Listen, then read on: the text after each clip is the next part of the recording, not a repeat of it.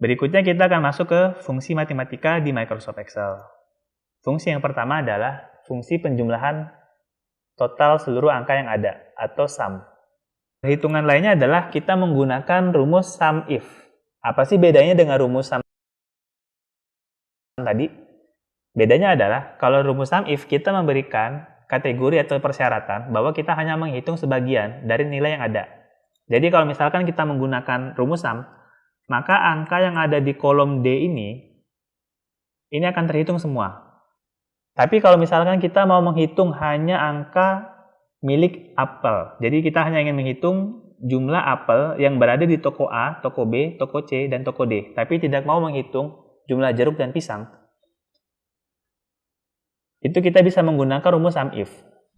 Caranya adalah kita masukkan rumusnya sama dengan sum if, buka kurung, kita masukkan range table,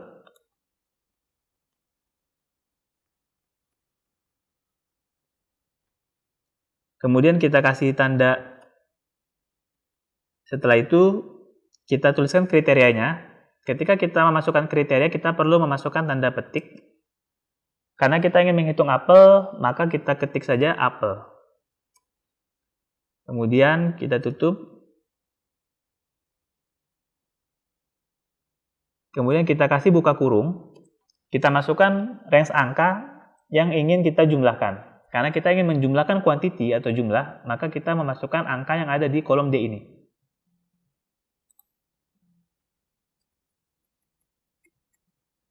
Tutup kurung lagi. Maka ini adalah jumlah apel yang berada di toko A, toko B, toko C, toko D tanpa melibatkan angka-angka di jeruk dan pisang. Seperti itu. Formula lainnya, ini adalah formula int dan round. Formula int itu adalah untuk membulatkan angka ke bawah.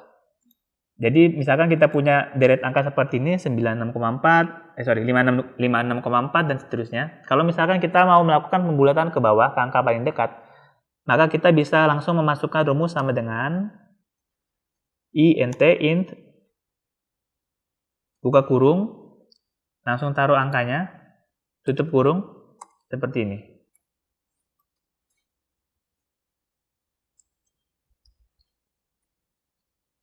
Kemudian, kalau misalnya kita memiliki angka koma yang digit di belakang komanya ada banyak, misalkan 3 atau 4, dan kita ingin memangkas jumlahnya menjadi misalkan 2 angka di belakang koma, maka kita bisa menggunakan fungsi round. Caranya adalah kita tinggal masukkan rumusnya sama dengan round,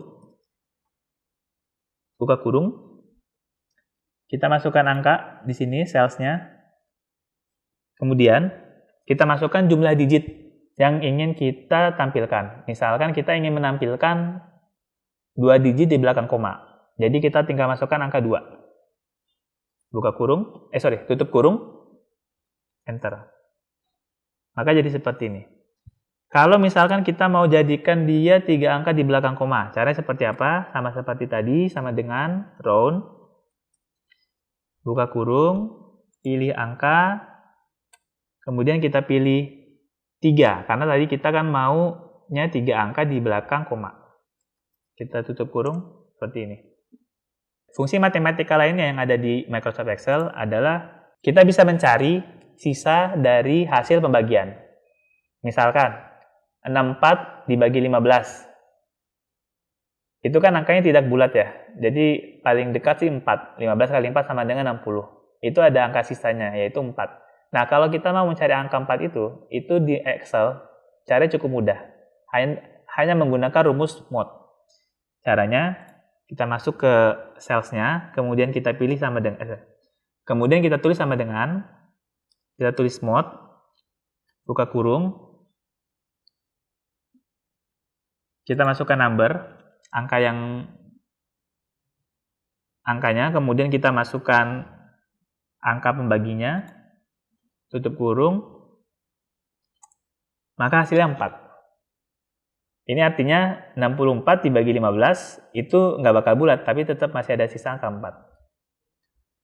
Kalau misalkan angkanya bulat, misalkan 22 dibagi 2, kita coba menggunakan rumus mod, maka hasilnya 0. Kenapa? Karena 22 dibagi 2 itu tidak ada angka sisa lagi.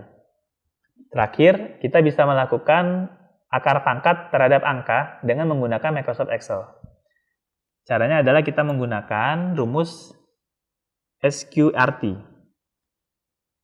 Kita lagi-lagi masukkan sama dengan, kemudian kita ketik SQRT, buka kurung, kita masukkan angkanya, kemudian kita tutup kurung. Maka kita sudah mendapatkan angka akar pangkat dari 64, yaitu sama dengan 8. Kita bisa lakukan untuk proses selanjutnya. Seperti ini. Demikian penjelasan tentang penggunaan fungsi matematika di dalam Microsoft Excel. Semoga bisa membantu kita dalam menyelesaikan pekerjaan.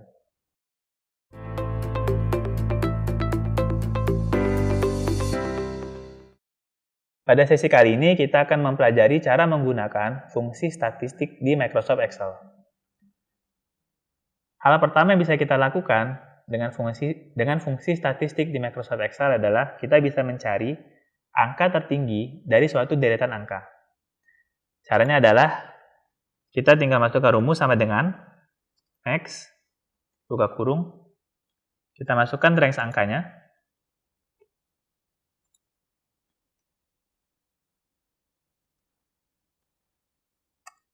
maka kita sudah mendapatkan angka tertingginya. Untuk angka terendah, kita masukkan rumus juga sama dengan min, buka kurung,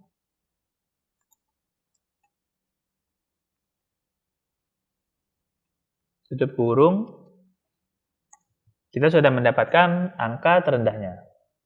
Untuk menghitung angka rata-rata, kita bisa menggunakan rumus average. Jadi sama dengan average, buka kurung, kita masukkan angkanya, kemudian kita tutup kurung, enter, kita sudah mendapatkan angka rata-ratanya. Hal berikutnya yang bisa kita lakukan dengan fungsi statistik adalah menghitung data. Misalkan kita memiliki data seperti ini, kita ingin mengetahui jumlah data yang ada di dalam kolom ini tanpa menghitung secara manual. Caranya adalah kita menggunakan rumus count. Formulanya adalah sama dengan count, buka kurung, kita pilih deret angkanya atau deret datanya.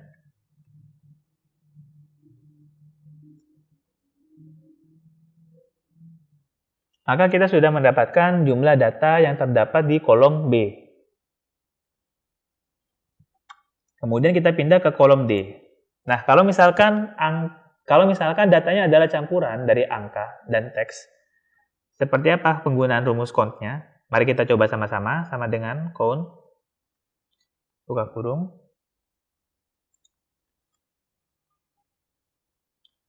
tutup kurung. Maka jumlahnya tidak sama seperti yang di kolom B. Kenapa? Karena di sini teksnya tidak terhitung. Untuk menghitung teks sebagai suatu data, kamu tidak bisa menggunakan rumus count saja. Tapi kamu harus menggunakan rumus count A, buka kurung,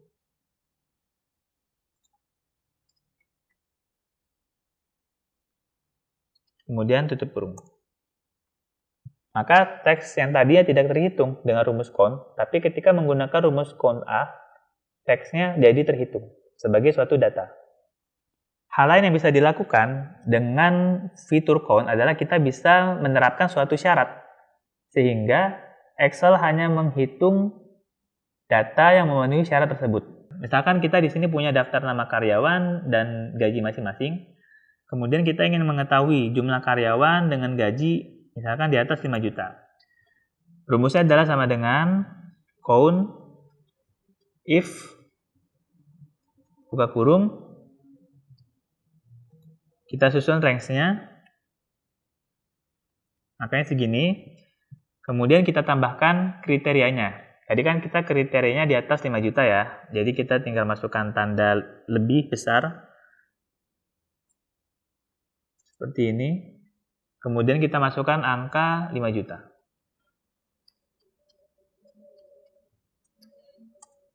Maka kita sudah ketemu jumlah karyawan yang gajinya di atas 5 juta, dari range data ini ada 4 orang. Kemudian kita coba misalkan kalau di atas 6, rumusnya sama dengan count if, buka kurung, masukkan range-nya,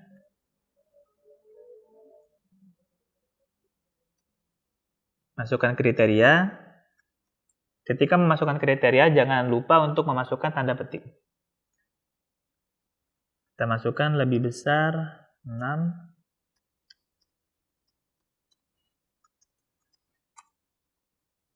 Maka jumlahnya sudah ketahuan. Ada 2 orang yang gajinya lebih di atas 6 juta. Kalau misalkan ingin tahu yang persis 5 juta seperti apa, kita lagi-lagi pakai rumus sama dengan count if, buka kurung,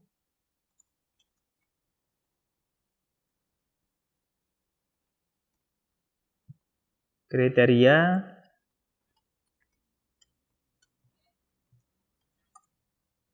ya kita sudah menemukan bahwa ada 8 orang yang gajinya pas 5 juta. Demikian penjelasan tentang kunci penggunaan Microsoft Excel. Sampai jumpa di chapter berikutnya.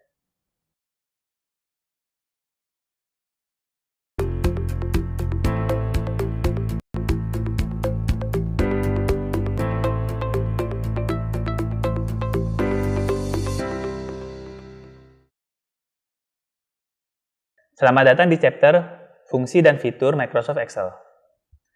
Fungsi pertama yang akan kita pelajari adalah fungsi teks. Dengan fungsi teks, kita bisa mengambil sebagian huruf dari suatu kalimat. Misalkan ada kalimat seperti ini, mari belajar di class.works. Kalau misalkan kita ingin mengambil sejumlah huruf dari sebelah kirinya, maka kita bisa menggunakan rumus sama dengan left, buka kurung. Di sini kita pilih teks yang ingin kita ambil hurufnya. Kemudian kita pilih jumlah huruf yang ingin kita ambil. Di sini sudah ada angka 3, kita tinggal pilih. Kemudian tutup kurung. Seperti ini. Proses ini bisa dilanjutkan di baris berikutnya. Jika misalkan kita ingin mengambil hurufnya dari sebelah kanan, maka kita menggunakan rumus right. Caranya adalah sama dengan right, buka kurung, kita pilih kalimatnya, kita pilih jumlah huruf yang ingin kita ambil, tutup kurung, seperti ini. Ini bisa dilanjutkan untuk baris berikutnya juga. Kemudian, kalau misalkan kita ingin mengambil sebagian huruf, tapi posisinya tidak persis di paling pinggir kiri atau dari paling pinggir kanan, maka kita bisa menggunakan rumus MIT. Caranya, kita masukkan sama dengan MIT, buka kurung, kita pilih teksnya, kemudian kita pilih posisi huruf yang ingin kita jadikan sebagai awal, misalkan huruf ketiga. Kemudian kita mau mengambil 4 huruf dari kalimat tersebut, maka kita tinggal masukkan angka 4, kemudian tutup kurung. Jadi seperti ini. Kita bisa ngulangin prosesnya seperti tadi sama dengan MIT, buka kurung, pilih teks. Karena kita mau mengambil 5 huruf dari huruf ke-6, kita masukkan angka 6. Kemudian kita masukkan jumlah huruf yang ingin kita ambil. Kita tulis di sini 5. Seperti itu. Kemudian terkait fitur teks, kita bisa mengambil suatu value dari suatu teks. Misalkan seperti ini ada angka Rp70.000. Ini adalah teks. Kemudian, kalau misalkan kita mau mengambil menjadi angka, kita tinggal menggunakan rumus sama dengan kita masukkan value, kemudian buka kurung, kita masukkan teksnya yang mau kita ambil, kemudian tutup kurung. maka hanya angkanya saja yang terambil, tapi rupiahnya tidak. Untuk data jenis kalender dan waktu juga bisa dibuat seperti itu. Kemudian kita akan belajar tentang cara menggunakan fitur date dan time di dalam Microsoft Excel. Jadi misalnya kita sedang mengerjakan Microsoft Excel, tapi kita ingin mengetahui atau ingin memasukkan hari saat ini atau waktu saat ini ke dalam file Microsoft Excel. Caranya adalah, misalkan kita ingin memasukkan waktu yang sekarang. Menggunakan rumus sama dengan, kemudian kita ketik now, buka kurung, tutup kurung, enter. Maka kita sudah memiliki waktu saat ini lengkap sampai jamnya. Kalau misalkan kita mau memasukkan waktu tanggal, kita bisa masukkan sama dengan, kemudian kita tulis date, buka kurung, kita masukkan tahunnya, misalkan tanggal hari ini, tahun 2021,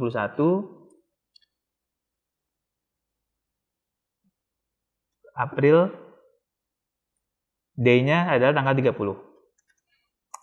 Maka kita sudah menjadikan angka tadi ke dalam format tanggal.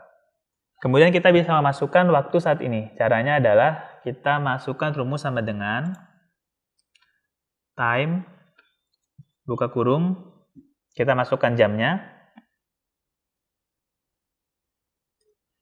kemudian kita masukkan menitnya, kita masukkan detiknya.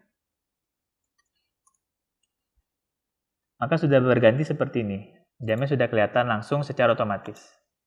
Kalau misalkan kita mau tahu sekarang tahun berapa, maka kita masukkan rumus sama dengan, kemudian kita masukkan rumus year, dalam kurung, di sini kita masukkan perintah now.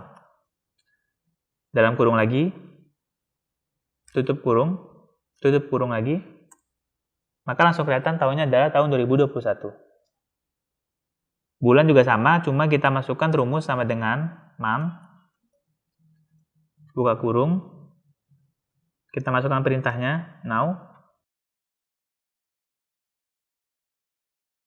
buka kurung, tutup kurung, enter. Sudah ketahuan bulannya adalah bulan 4. Kalau misalkan kita ingin mengetahui 7 hari lagi, itu adalah tanggal berapa, kita bisa memasukkan rumus sama dengan now, buka kurung, tutup kurung, plus 7, enter. Maka kita sudah tahu 7 hari lagi adalah tanggal 7 Mei tahun 2021. Berikutnya kita akan belajar tentang cara menggunakan fungsi logika dasar. Salah satu penerapan dari fungsi logika dasar ini adalah ketika misalkan kita ingin menilai sesuatu apakah lulus atau tidak, atau misalkan dalam kondisi true atau false, kemudian kita perlu menerapkan standar kondisinya dulu, maka kita bisa menggunakan rumus logika dasar. Kita langsung gunakan contoh sebagai berikut. Di sini ada jumlah karyawan, ada 5 orang, masing-masing mengambil 2 tes. Tes pertama dan tes kedua. Untuk bisa dinyatakan lulus, maka masing-masing peserta diwajibkan untuk mendapatkan nilai di atas 80 untuk setiap tesnya. Jadi tes 1 mesti lebih dari 80,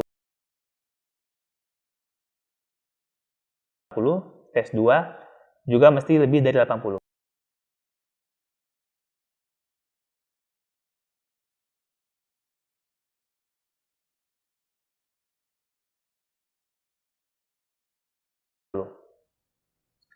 Untuk membuat rumusnya secara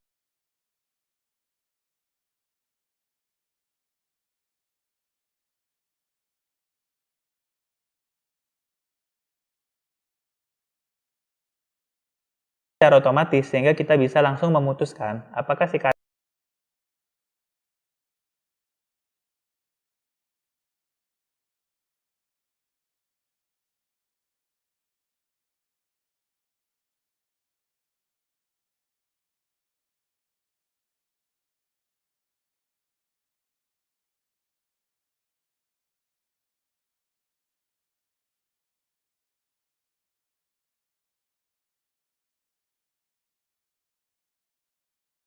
karyawan ini lulus atau tidak lulus,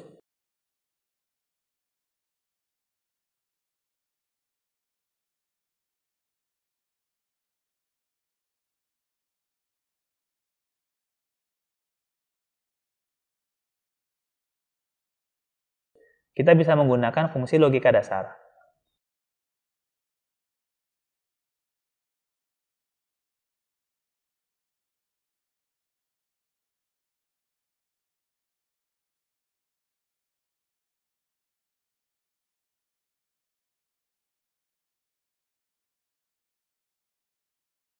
Penggunaannya adalah sebagai berikut. Masukkan value, kemudian buka kurung, kita masukkan teksnya yang mau kita ambil, kemudian tutup kurung. Maka hanya angkanya saja yang terambil, tapi rupiahnya tidak. Untuk data jenis kalender dan waktu juga bisa dibuat seperti itu. Kemudian kita akan belajar tentang cara menggunakan fitur date dan time di dalam Microsoft Excel. Jadi misalnya kita sedang mengerjakan Microsoft Excel, tapi kita ingin mengetahui atau ingin memasukkan hari saat ini atau waktu saat ini ke dalam file Microsoft Excel. Caranya adalah, misalkan kita ingin memasukkan waktu yang sekarang. Menggunakan rumus sama dengan, kemudian kita ketik now, buka kurung, tutup kurung, enter. Maka kita sudah memiliki waktu saat ini lengkap sampai jamnya. Kalau misalkan kita mau memasukkan waktu tanggal, kita bisa masukkan sama dengan, kemudian kita tulis date, buka kurung, kita masukkan tahunnya, misalkan tanggal hari ini, tahun 2021,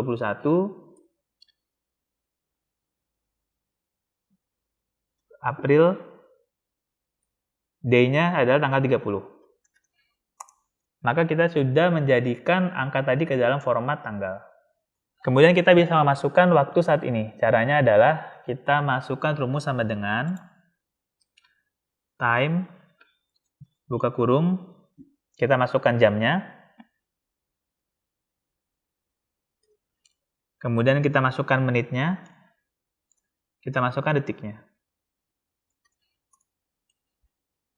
Maka sudah berganti seperti ini. Jamnya sudah kelihatan langsung secara otomatis.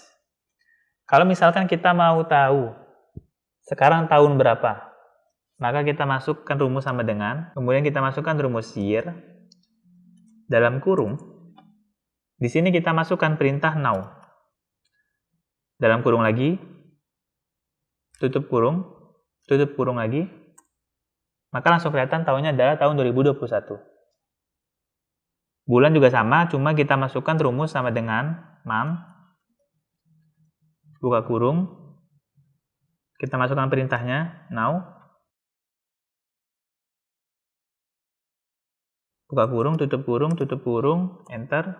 Sudah ketahuan bulannya adalah bulan 4. Kalau misalkan kita ingin mengetahui 7 hari lagi, itu adalah tanggal berapa, kita bisa memasukkan rumus sama dengan now, buka kurung, tutup kurung, plus 7, enter. Maka kita sudah tahu 7 hari lagi adalah tanggal 7 Mei tahun 2021. Berikutnya kita akan belajar tentang cara menggunakan fungsi logika dasar. Salah satu penerapan dari fungsi logika dasar ini adalah ketika misalkan kita ingin menilai sesuatu apakah lulus atau tidak, atau misalkan dalam kondisi true atau false, kemudian kita perlu menerapkan standar kondisinya dulu, maka kita bisa menggunakan rumus logika dasar. Kita langsung gunakan contoh sebagai berikut. Di sini ada jumlah karyawan, ada 5 orang, masing-masing mengambil 2 tes. Tes pertama dan tes kedua. Untuk bisa dinyatakan lulus, maka masing-masing peserta diwajibkan untuk mendapatkan nilai di atas 80 untuk setiap tesnya. Jadi tes 1 mesti lebih dari 80, tes 2 juga mesti lebih dari 80. Untuk membuat rumusnya secara otomatis, sehingga kita bisa langsung memutuskan apakah si karyawan ini lulus atau tidak lulus, kita bisa menggunakan fungsi logika dasar. Penggunaannya adalah sebagai berikut. Kita bisa masukkan rumus sama dengan if, buka kurung, kita masukkan n. Karena kita mengharuskan kedua tes ini lulus kedua-duanya. Kemudian kita buka kurung lagi, kita masukkan logika pertama. Logika pertama adalah nilai tes 1 mesti lebih besar daripada 80.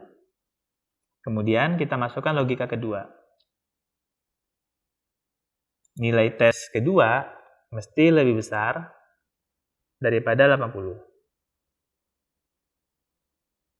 Kemudian kita tutup kurung. Kemudian di sini kita memasukkan kesimpulan. Kalau misalkan keduanya itu di atas 80, hasilnya berarti apa? Kita bisa menuliskan misalkan lulus. Dan kalau misalkan salah satu dari kedua tes ini mereka tidak berhasil mendapatkan nilai 80, maka hasilnya apa? Kita bisa tulis di sini misalkan tidak lulus. Enter, maka kita langsung mendapatkan hasilnya bahwa peserta yang bernama Andri ini lulus. Untuk mengetahui hasil dari 4 peserta lainnya, kita bisa langsung mengcopy dan paste ke masing-masing kolom hasil, dan di sini bisa kelihatan. Karena tadi kita mensyaratkan kedua tes mesti di atas 80, maka ketika Arif ini nilai tes keduanya di bawah 80, dia dinyatakan tidak lulus. Ilham juga sama, untuk Dodi karena dua-duanya di atas 80 maka lulus. Untuk Yanto karena di bawah 80 untuk kedua tesnya maka dinyatakan tidak lulus. Seperti itu. Tapi kalau misalkan perusahaan berbaik hati misalnya. Jadi mereka hanya mensyaratkan satu tes saja yang di atas 80. Tapi kalau tes yang lain tidak berada di atas 80 tidak apa, tetap lulus, maka kita bisa menggunakan rumus OR. Kurang lebih sama seperti tadi, kita masukkan rumusnya sama dengan if buka kurung, kita tulis OR,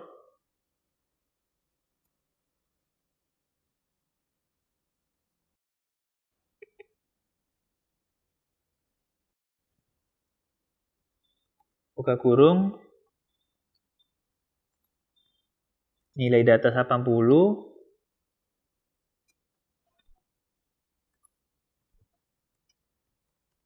maka hasil tesnya akan berbeda ya. Jadi kalau kita menggunakan OR, Arif dinyatakan lulus karena meskipun dia ada nilai di bawah 80, tapi karena salah satu tes ada yang di atas 80, maka dia lulus.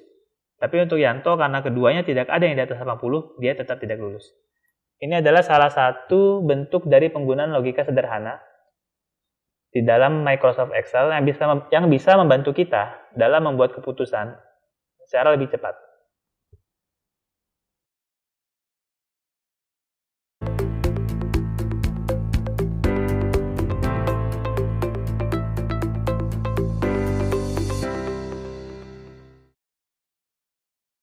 Berikutnya, kita akan belajar cara menggunakan fungsi pembacaan tabel. Maksudnya apa? Jadi kita berusaha membaca suatu informasi di dalam satu tabel, di dalam format tabel yang lainnya. Misalkan seperti ini. Suatu restoran memiliki 3 paket. Paket A ada harganya seperti ini. Paket B harganya 40.000 dan paket C harganya 30.000. Kemudian ada pembeli 5 orang, masing-masing membeli paket berbeda. Bagaimana caranya secara otomatis sehingga kita bisa tahu harga yang harus dibayarkan oleh masing-masing pembeli sesuai paketnya? Caranya adalah dengan kita menggunakan rumus VLOOKUP. Rumusnya seperti apa? Kita ketik sama dengan VLOOKUP, buka kurung, kita masukkan value yang kita jadikan patokan, karena kita ingin mengetahui harga paket A, jadi kita masukkan F3. Kemudian kita masukkan rentang tabel. Kemudian kita masukkan nomor kolom di dalam tabel yang ingin kita jadikan patokan. Jadi karena kita ingin tahu harga paketnya berapa, dan kalau kita perhatikan tabel di sebelah kiri, harga itu adalah kolom kedua, karena kolom pertamanya adalah paket ini, maka kita masukkan di sini angka 2. Kemudian kita masukkan range lookup, kita masukkan false, tutup kurung, enter. Maka kita langsung tahu harga yang harus dibayarkan ketika membeli paket A adalah sebanyak 50.000. Supaya kita bisa mengetahui harganya secara lebih cepat dan kita tidak perlu melakukan pengetikan rumus satu-satu, kita bisa melakukan copy dan paste. Tapi ingat, kalau misalkan kita langsung melakukan copy dan paste tanpa melakukan pemberian tanda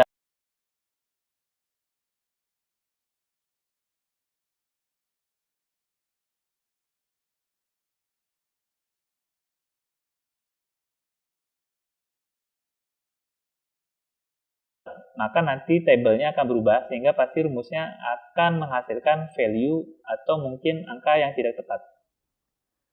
Untuk itu kita bisa kembali lagi ke rumusnya. Di bagian table array, kita bisa menambahkan logo dolar terlebih dahulu.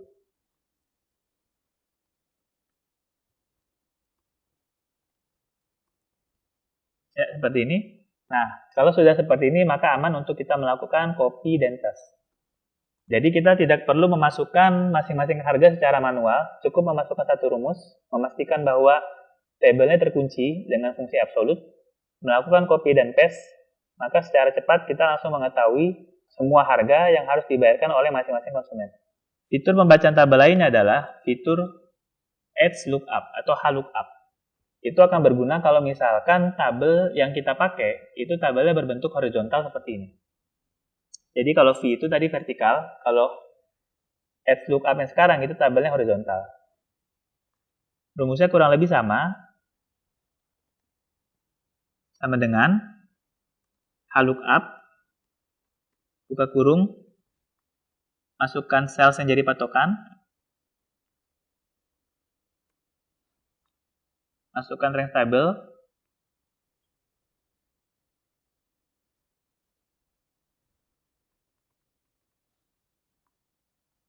karena kita ingin tahu informasi harganya, kalau mengacu pada tabel ini, baris pertama adalah paket, baris kedua adalah harga, maka kita masukkan angka 2. Kemudian kita masukkan files, tutup kurung lagi.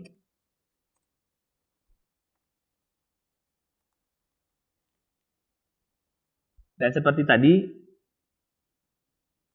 tabelnya kita kunci dengan logo dolar. Setelah kita kunci tabelnya dengan tanda dolar, maka sudah aman untuk melakukan copy dan paste. Setelah itu maka hasilnya akan terlihat. Kita bisa mengetahui harga yang harus dibayarkan oleh masing-masing pembeli. Seperti tadi kita menggunakan rumus VLOOKUP.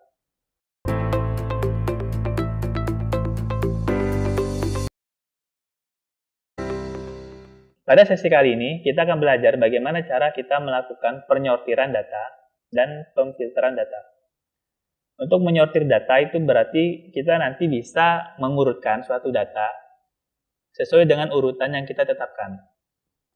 Misalkan kita memiliki data stok barang seperti ini, ada data warna, data ukuran, dan data harganya. Untuk melakukan sorting atau pengurutan data, caranya adalah kita memilih datanya atau tabelnya, kemudian kita masuk ke menu data, kita langsung masuk ke sort.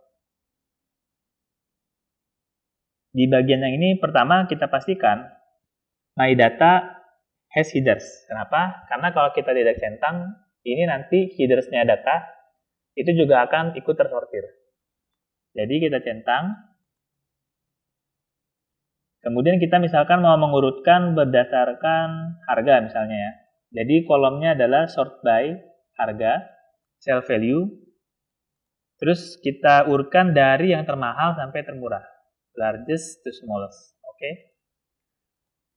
Maka bisa dilihat di sini tabelnya sudah berubah urutannya sesuai dengan aturan yang kita terapkan.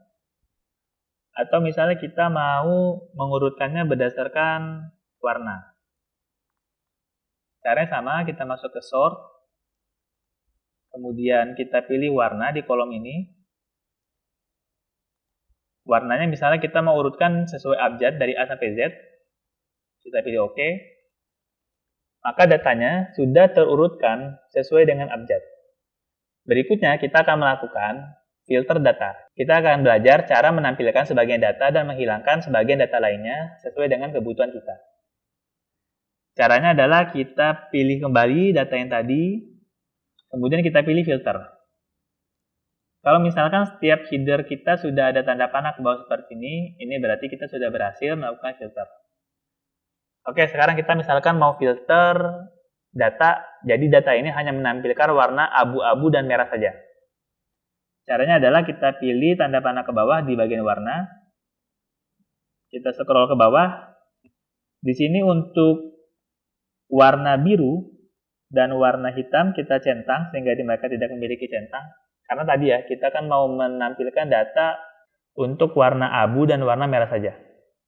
Kita pilih OK. Maka data yang tampil hanya data warna abu dan warna merah. Untuk data yang dari warna biru dan warna lainnya, itu tidak tampil di sini lagi.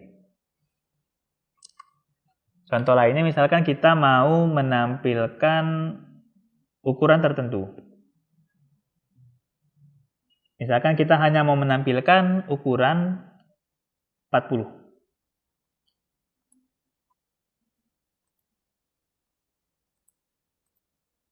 Kita pilih OK. Nah, maka data kita hanya menampilkan barang yang ukurannya 40 saja, seperti itu. Berikutnya, kita akan masuk ke cara penghitungan subtotal. Jadi di sini saya memiliki sebuah data. Jadi data ini adalah data penjualan 3 toko, toko A, toko B, dan toko C. Masing-masing toko memiliki 3 produk, produk A, produk B, dan produk C. Ketika kita bisa menggunakan fungsi subtotal, maka kita bisa mengetahui nih jumlah total penjualan masing-masing toko. Caranya seperti apa? Caranya sebagai berikut. Pertama kita pilih dulu tabelnya.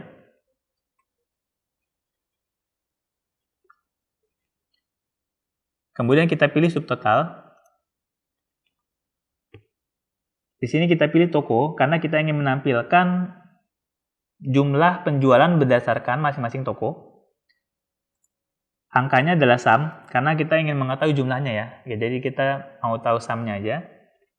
Nah, jadinya seperti ini, sehingga kita tidak perlu melakukan pengetikan secara manual. Kalau misalkan kita melakukan pengetikan secara manual, kita perlu membuat baris baru, perlu menghitung, tapi hanya dengan menggunakan rumus subtotal, kita bisa langsung tahu jumlah penjualan masing-masing toko. Seperti ini. Demikian penjelasan tentang fungsi dan fitur Microsoft Excel. Sampai berjumpa di chapter berikutnya.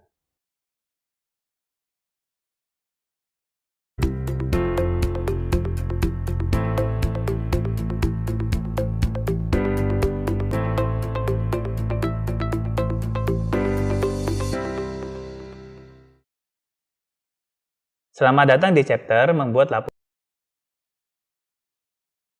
laporan untuk profesional. Di chapter ini kita akan belajar cara membuat beberapa laporan yang bisa kita lakukan dengan Microsoft Excel. Cara pertama adalah kita bisa menggunakan pivot table. Caranya seperti apa? Bentuk penggunanya seperti apa? Mari kita cek data yang ada di sini dulu. Di sini ada data penjualan rumah berdasarkan tanggal. Tanggal 1 ada rumah terjual tipe 60 seharga sekian. Tanggal 2, tanggal 3 rumah terjual seharga sekian.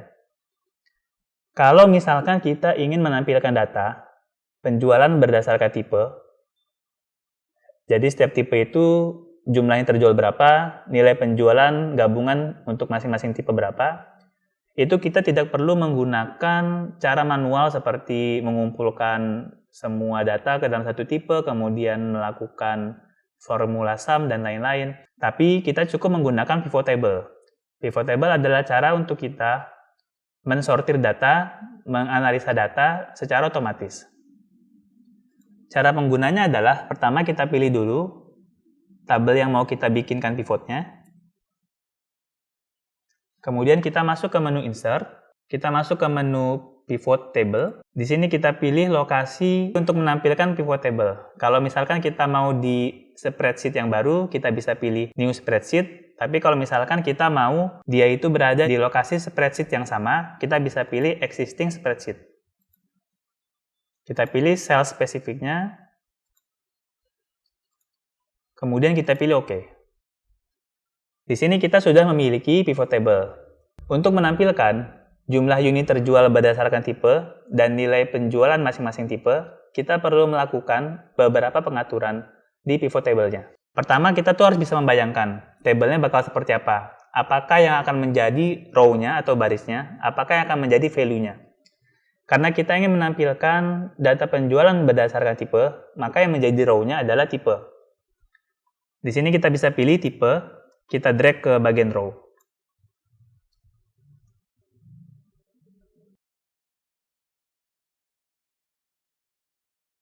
Untuk memberikan gambaran, coba kita tutup dulu. Maka posisinya seperti ini ya. Kita sudah memiliki tabel dengan nilai row-nya adalah tipe. Kemudian kita klik kanan, kita masuk lagi ke pengaturan pivot table. Sekarang kita tanyakan kembali, apa sih yang mau kita tampilkan dari masing-masing tipe itu? Yang mau kita tampilkan kan tadi adalah pertama jumlah unit yang terjual. Oke, coba kita masukkan dulu ya, jumlah unit yang terjual. Di sini tidak ada jumlah unit yang terjual, tapi di sini kita ada tipe. Jadi kan sebenarnya jumlah unit yang terjual itu kan berdasarkan tipe ya. Jadi kita masukkan tipe, kita masukkan ke value. Nah, di sini kita perlu melakukan penyesuaian lagi. Karena kita sebenarnya kan mau menghitung jumlah unit berdasarkan tipe yang terjual. Karena itu rumusnya bukan sum, tetapi adalah count. Cara mengubahnya adalah kita klik value-nya, kemudian kita masuk ke value field settings. Di bagian ini kita pilih count, kemudian OK. Mari kita cek. Sekarang kita sudah mengetahui informasi berapa unit yang terjual kalau dibagi berdasarkan tipe.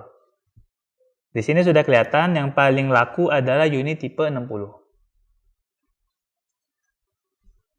Setelah itu, kita kan mau tahu nih, masing-masing tipe ini menyumbangkan berapa banyak penjualan kepada kita.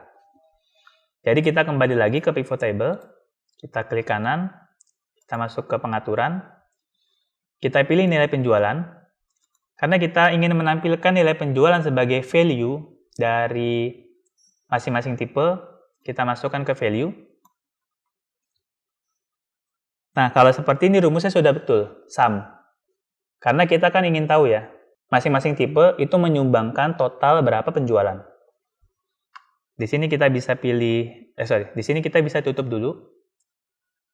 Nah, maka kita sudah bisa mendapatkan informasi masing-masing tipe itu berapa banyak yang terjual dan sudah menyumbangkan berapa banyak nilai penjualan.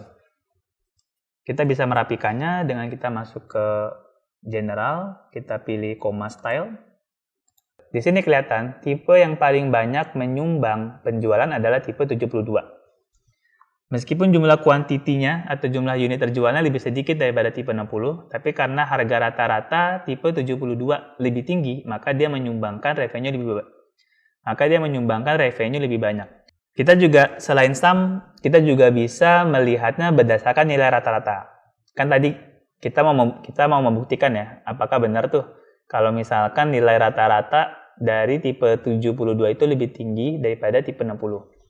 Kita bisa masuk lagi ke sini, klik kanan, masuk ke pengaturan. Yang sum nilai penjualan ini, kita ganti rumusnya menjadi average.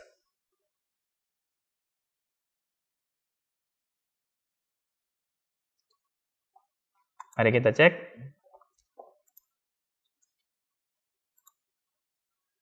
Ya, meskipun sebenarnya tipe 90 yang rata-rata nilai penjualannya paling tinggi, tapi karena penjualannya paling sedikit, maka dia nilai penjualannya kalah dengan tipe 72. Tipe 72 sendiri itu lebih tinggi harga penjualannya dibandingkan tipe 60. Sehingga, kalau misalkan menggunakan tabel ini, menarik kesimpulan kasar saja bahwa tipe 72 adalah tipe yang paling menguntungkan. Ini adalah salah satu kegunaan dari menganalisa data dengan Microsoft Excel.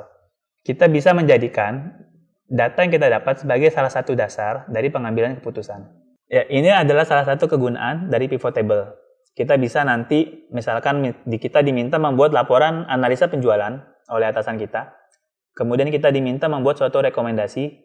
Maka kalau misalkan kita memiliki data seperti ini, atau mungkin data yang lebih lengkap ya, kita bisa buat dengan pivot table, kemudian kita masukkan ke dalam laporan yang kita presentasikan kepada atasan kita, maka kita bisa memberikan rekomendasi yang beralasan, yang berdasarkan data kepada atasan kita.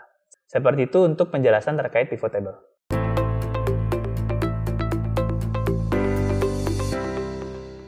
Pada sesi ini kita akan belajar tentang cara menggunakan chart dalam menampilkan data di Microsoft Excel. Chart ini cukup powerful ya kalau misalkan kita mau presentasi dengan menggunakan Microsoft Excel.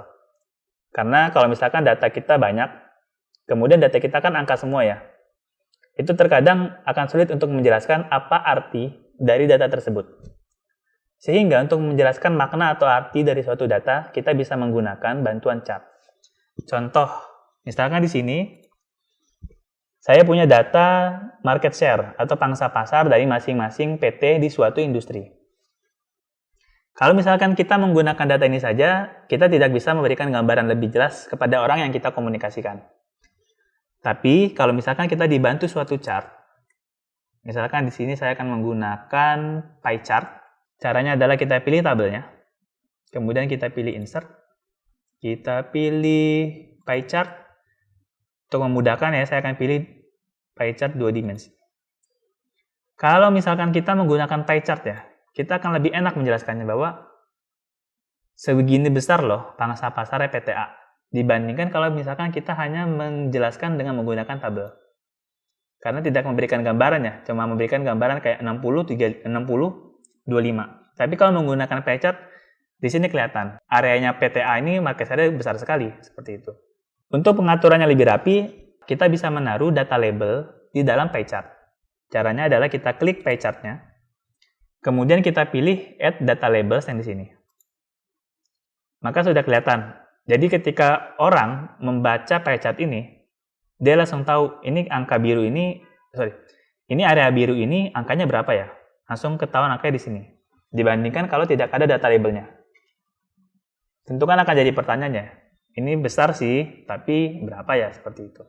Chart lainnya adalah line chart dan bar chart. Jadi masing-masing chart ini memiliki kecocokannya masing-masing akan suatu data.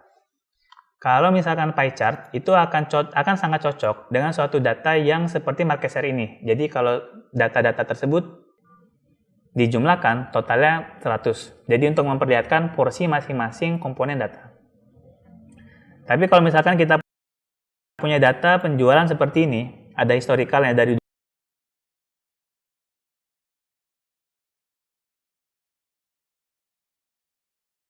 2016 sampai 2020, maka menggunakan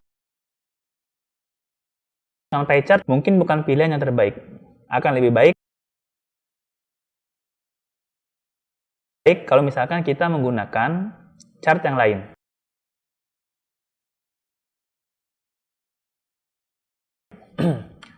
Di sini saya akan mengenalkan bar chart dan line chart.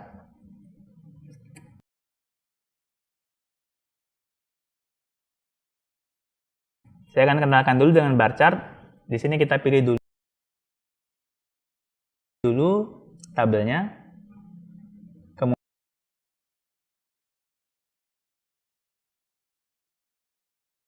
Kemudian kita pilih insert.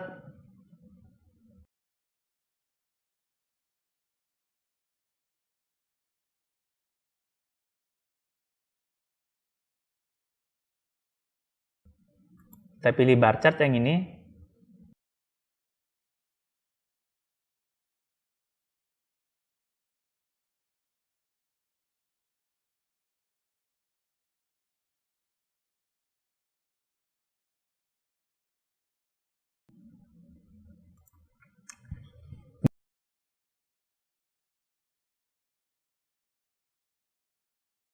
Di sini kelihatan ya. Lagi-lagi coba kita bandingkan yuk. Kalau misalkan pakai chart atau tidak pakai chart.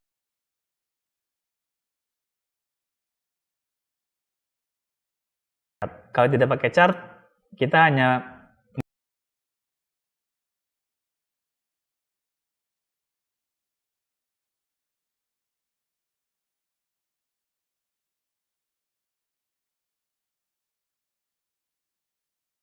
ngelihat angka-angka ini, kita nggak tahu sih artinya apa ya. Mungkin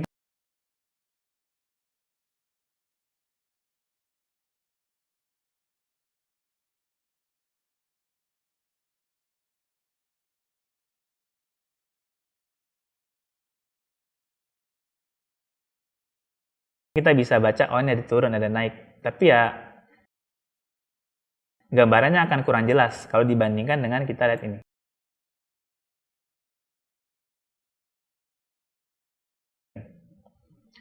Di sini kelihatan, oh rupanya kita tinggi di 2020 nih.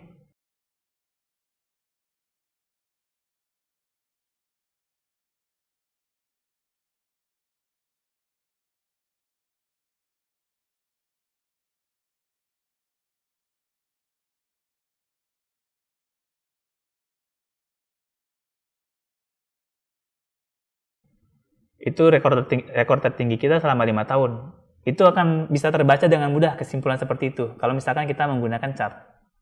Yang lainnya lagi kita bisa menggunakan line chart. Dengan line chart juga sama. Di sini kita bisa lihat, oh grafiknya kita sempat naik ya di 2016. Terus kita sempat nggak ada pertumbuhan ya di tahun 2019.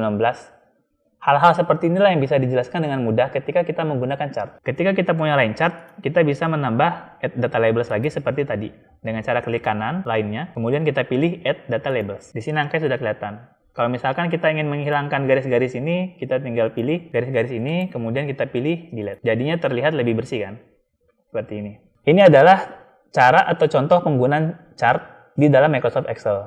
Jadi misalkan kita mau membuat suatu materi presentasi yang menggambarkan kinerja keuangan perusahaan kita misalkan 5 tahun terakhir, silakan gunakan line chart. Masukkan ke dalam materi presentasi. Atau misalkan kita mau menggambarkan bahwa perusahaan kita kalau dibandingkan dengan pesaing, ini market share kita kecil nih Pak, atau produk kita kurang baik penjualannya kalau dibandingkan kompetitor, maka kita bisa menggunakan pie chart. Seperti itu. Jadi nanti ketika kita presentasi, kita akan lebih enak menjelaskannya. Dan yang mendengar presentasi itu juga akan lebih jelas menangkapnya. Demikian penjelasan tentang penggunaan chart di Microsoft Excel untuk menampilkan data kita, untuk memberikan visualisasi atas data kita, supaya kita bisa menjelaskannya dengan lebih baik.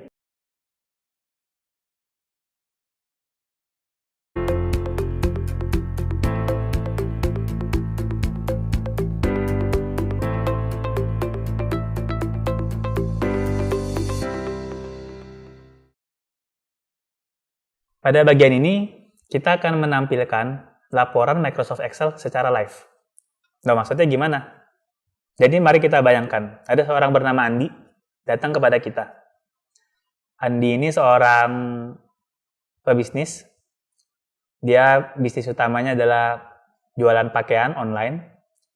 Dia meminta kepada kita, tolong dong buatin suatu laporan secara live.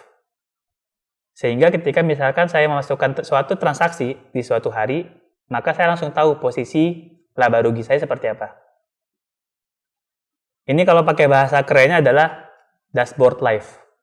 Jadi bagaimana kita bisa membuatkan Bapak Andi ini sebuah dashboard keuangan, laporan keuangan, yang kalau misalkan dia melakukan transaksi, dia bisa langsung tahu, ini saya posisinya sedang untung atau sedang rugi, seperti itu. Oke, caranya seperti apa? Jadi pertama, kita harus membuat kerangka laporannya terlebih dahulu. Karena yang diminta oleh Bapak Andi adalah laporan laba rugi, maka kita harus tahu dulu komponen dari laporan laba rugi. Secara umum, komponen laba rugi itu adalah penjualan, kemudian ada biaya produksi, kemudian dikurangi menjadi laba kotor. Jadi penjualan dikurangi biaya produksi sama dengan laba kotor. Kemudian ada biaya operasional, di sini kita bikin gaji dan internet. Karena kata Bapak Andi, biaya operasionalnya hanya 2 itu. Sehingga kita bisa langsung tahu laba operasionalnya adalah laba kotor dikurangi biaya gaji, dikurangi biaya internet, sama dengan laba operasional. Karena tidak ada biaya lain selain itu, maka laba bersihnya sama dengan laba operasional. Langkah pertama, yang perlu kita lakukan adalah kita memasukkan rumusnya terlebih dahulu. Jadi kita perlu kunci rumus. Rumusnya ini harus mengikat kepada suatu tabel. Tabel inilah yang akan dijadikan oleh Bapak Andi untuk memasukkan transaksi-transaksi yang terjadi di bisnisnya dia selama 1 bulan. Tapi supaya rumus ini bisa berjalan, kita juga perlu bilang ke Bapak Andi bahwa tolong nanti untuk setiap transaksinya dibikinkan kode. Kodenya itu sesuai dengan nama akuntansi yang ada di sini. Penjualan, biaya produksi, gaji, atau internet. Karena Bapak Andi sudah setuju, kita tinggal masukin rumusnya. Rumusnya adalah kita menggunakan sum if. Jadi kita kunci sama dengan sum if. Tabelnya kita kunci, kita kasih tanda dolar di sini. Kemudian untuk penjualan, kita tuliskan kategori penjualan. Kalau untuk produksi, kita tuliskan kategori produksi. Kalau untuk gaji, kita tuliskan gaji. Kalau untuk internet, kita tuliskan internet. Kalau ya komponen lainnya semuanya sama. Tabelnya sama, range nilainya juga sama. Nah, sekarang mari kita tes apakah ketika Bapak Andi memasukkan transaksinya di tanggal 1, dia sudah tahu apakah bulan ini dia bakal untung atau enggak. Jadi, Bapak Andi tanggal 1 memasukkan transaksi. Dia melakukan penjualan sebesar 50 juta. Bapak Andi kemudian mencocokkan, oh kalau dari kode yang tersedia di sini, ini kodenya paling cocok dengan penjualan. Maka dia tinggal tulis kodenya adalah penjualan. Nilainya 50 juta. Nah, di sini sudah kelihatan ya. Ketika Bapak Andi masukin transaksi tanggal 1, dia melihat dashboard live-nya atau laporan live-nya di Excel ini, dia sudah tahu akhir bulan dia bakal untung 50 juta. Kemudian di tanggal 5, Bapak Andi didatangin sama supplier bajunya. Mereka minta dibayarkan. Maka Bapak Andi membayarkan supplier sebesar 20 juta. Ketika dicocokkan dengan kode yang ada di sini, maka kode yang paling cocok itu adalah kode untuk produksi. Maka Bapak Andi menuliskan kodenya adalah produksi.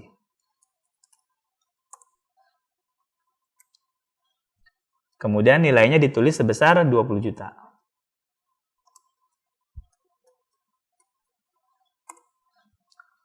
Di sini Bapak Andi yang tadinya untung 50 juta, ketika dia memasukkan transaksi di tanggal 5, dia langsung tahu bahwa dia langsung tahu bahwa profitnya akan berkurang, bukan 50 juta lagi, tapi 30 juta. Kemudian, setiap tanggal 5,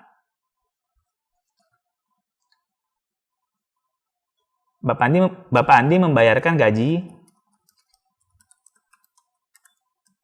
sebesar 10 juta. Biaya gaji, kodenya adalah gaji.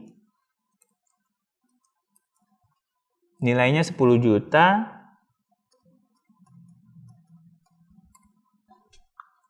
Maka lagi-lagi laporannya terupdate.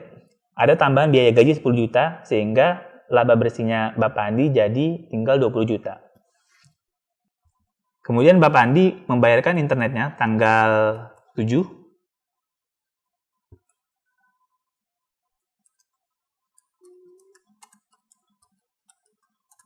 Sebesar 1 juta.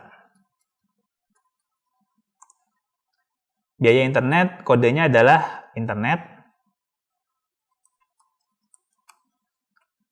Maka laporannya sudah terupdate kembali, ada biaya internet tambahan sebesar 1 juta. Sehingga labanya Bapak Andi jadi berkurang jadi 19 juta. Dan di tanggal 10, Bapak Andi menjual lagi baju senilai 15 juta. Maka laporan laba ruginya sudah terupdate kembali. Nilai penjualannya bertambah, laba bersihnya Bapak Andi bertambah. Sehingga ketika kita menggunakan seperti ini, Bapak Andi tidak perlu menunggu sampai tanggal 31 Januari untuk mengetahui posisi laba rugi seperti apa. Karena dengan dia membuat laporan secara live seperti ini, transaksinya langsung terupdate di hari itu dan dia langsung tahu proyeksi keuntungannya seperti apa. Ketika kita membuat laporan live seperti ini, misalkan untuk kegiatan bisnis personal kita atau misalkan untuk kegiatan bisnis perusahaan, kita nanti secara otomatis akan langsung tahu. Misalkan kita membuatnya di bulan Januari. Kalau misalkan kita buatnya sampai Desember 2021, maka kita akan tahu posisi akhir nanti perusahaan keuangannya di 2021 rugi atau untung. Seperti itu. Dan dengan kita melakukan penghitungan ini, kita jadi bisa langsung mengetahui apa yang harus kita lakukan kalau misalkan, oh, laporan saya menunjukkan nanti di Desember 2021 ini bakal rugi nih. Sehingga kita bisa memutuskan apa saja yang harus kita lakukan supaya tidak rugi. Demikian penjelasan tentang pembuatan laporan live. Jadi intinya laporan ini sebenarnya adalah bentuk dari akuntansi yang paling sederhana. Ini juga bisa memberikan gambaran bahwa Microsoft Excel memiliki berbagai macam fungsi atau formula yang bisa membantu dalam pekerjaan akuntansi yang lebih intermediate atau lebih advance daripada ini. Seperti itu.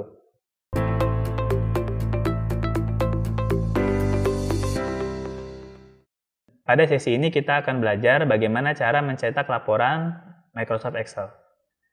Pertama kita masuk ke menu File, kemudian Print. Kita bisa memilih jenis printer di bagian ini. Kemudian di bagian kanan ini memperlihatkan preview kalau misalkan lembar kerja kita di print nantinya. Kita juga bisa melakukan pengaturan setting sebelum kita melakukan percetakan. Misalkan kita rubah dulu kertasnya jadi landscape seperti ini, langsung kelihatan previewnya seperti apa atau ukuran kertasnya.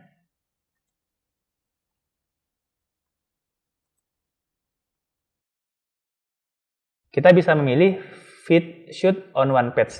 Jadi di sini semua yang ada di Excel kita akan coba dijadikan satu halaman untuk di print. Kalau misalkan kita ingin memprintnya dalam bentuk file PDF, kita bisa pilih Microsoft Ready to PDF. Kemudian kita pilih print. Kita bisa memberikan nama filenya dulu dan kemudian kita pilih save. Dokumen yang tadi kita print sudah tercetak dalam format PDF. Demikian penjelasan cara membuat laporan untuk para profesional. Sampai jumpa di chapter berikutnya.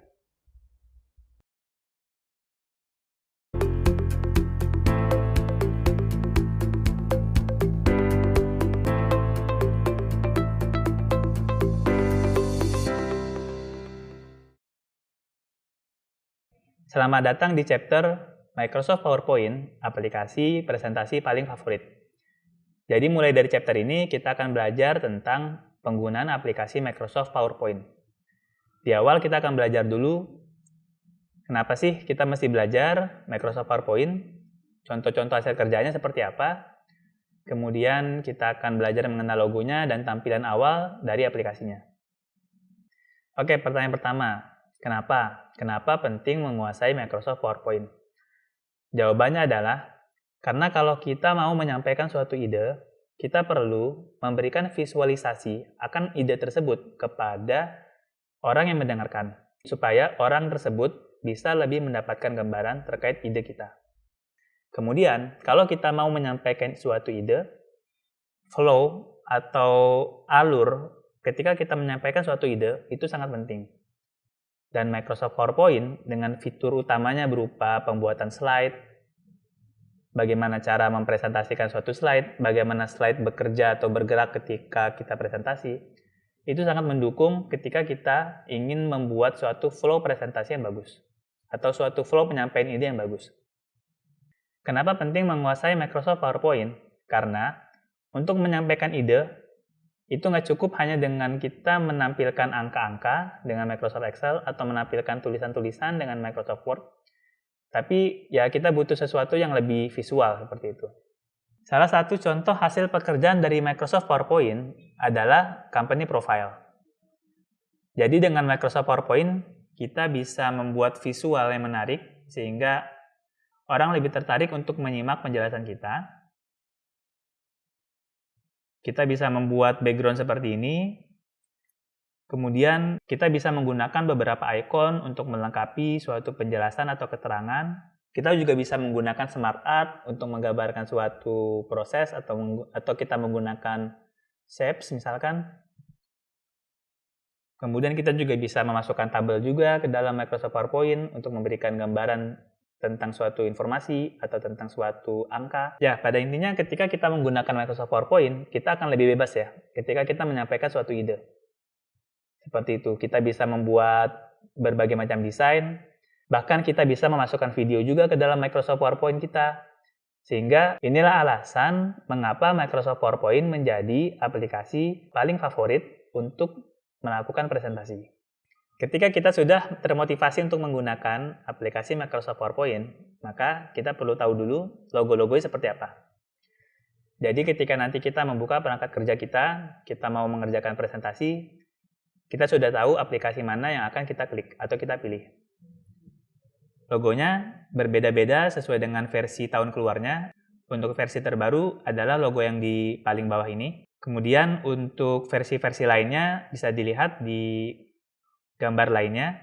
Jadi kamu bisa mengecek di perangkat kerja kamu Microsoft PowerPoint versi manakah yang ada di laptop kerja kamu. Ketika kamu sudah menemukan logonya dan kamu mengklik aplikasinya, maka kamu akan menemukan tampilan seperti ini. Ini adalah tampilan dasar dari pengerjaan Microsoft PowerPoint. Kelihatannya beda sekali dengan yang tadi contohnya, tapi memang disitulah kekuatannya Microsoft PowerPoint.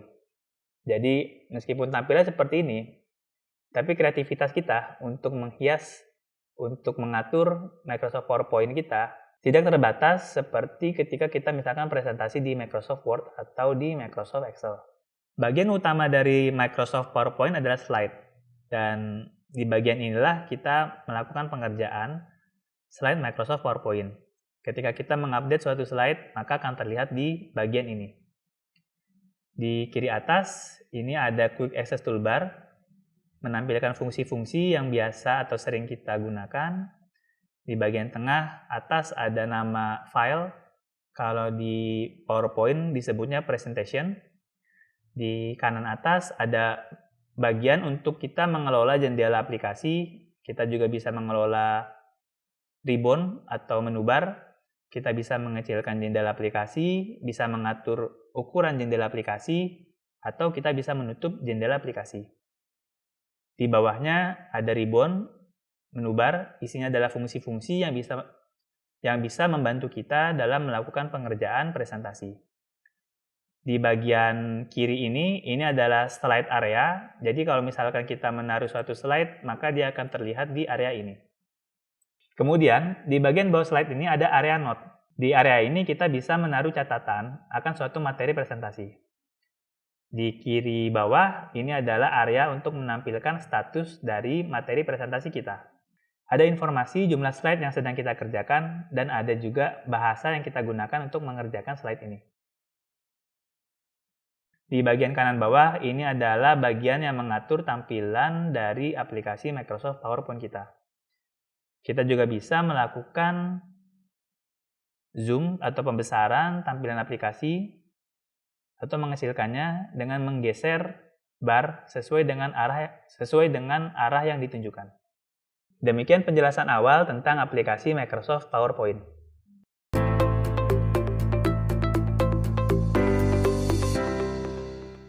Di sesi ini kita akan belajar tentang cara membuat slide secara sederhana. Cara pertama adalah kita masuk ke menu File, kemudian kita pilih New Slide. Di sini kita akan dihadapkan dengan beberapa pilihan layout. Jadi layout itu adalah semacam desain awal dari Microsoft PowerPoint. Kita bisa coba satu-satu dulu. Kalau misalkan kita pilih Title Only, ini diperuntukkan untuk kita mengisi judul dari slide materi presentasi kita. Ini misalkan kita sebut judul. Ini misalkan kita sebut judulnya Milky Ferry. Misalkan subjudulnya itu adalah jasa pengantaran.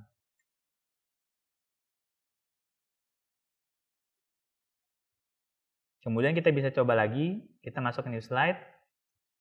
Di sini ada layout kedua yaitu title and content. Ini kita bisa memasukkan judul dari slide, dan kemudian di bagian bawahnya kita bisa memasukkan konten-konten apa untuk menjelaskan maksud dari slide tersebut.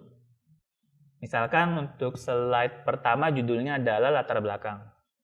Kita bisa memasukkan kontennya di sini, misalkan latar belakang adalah konsumsi susu, seperti itu.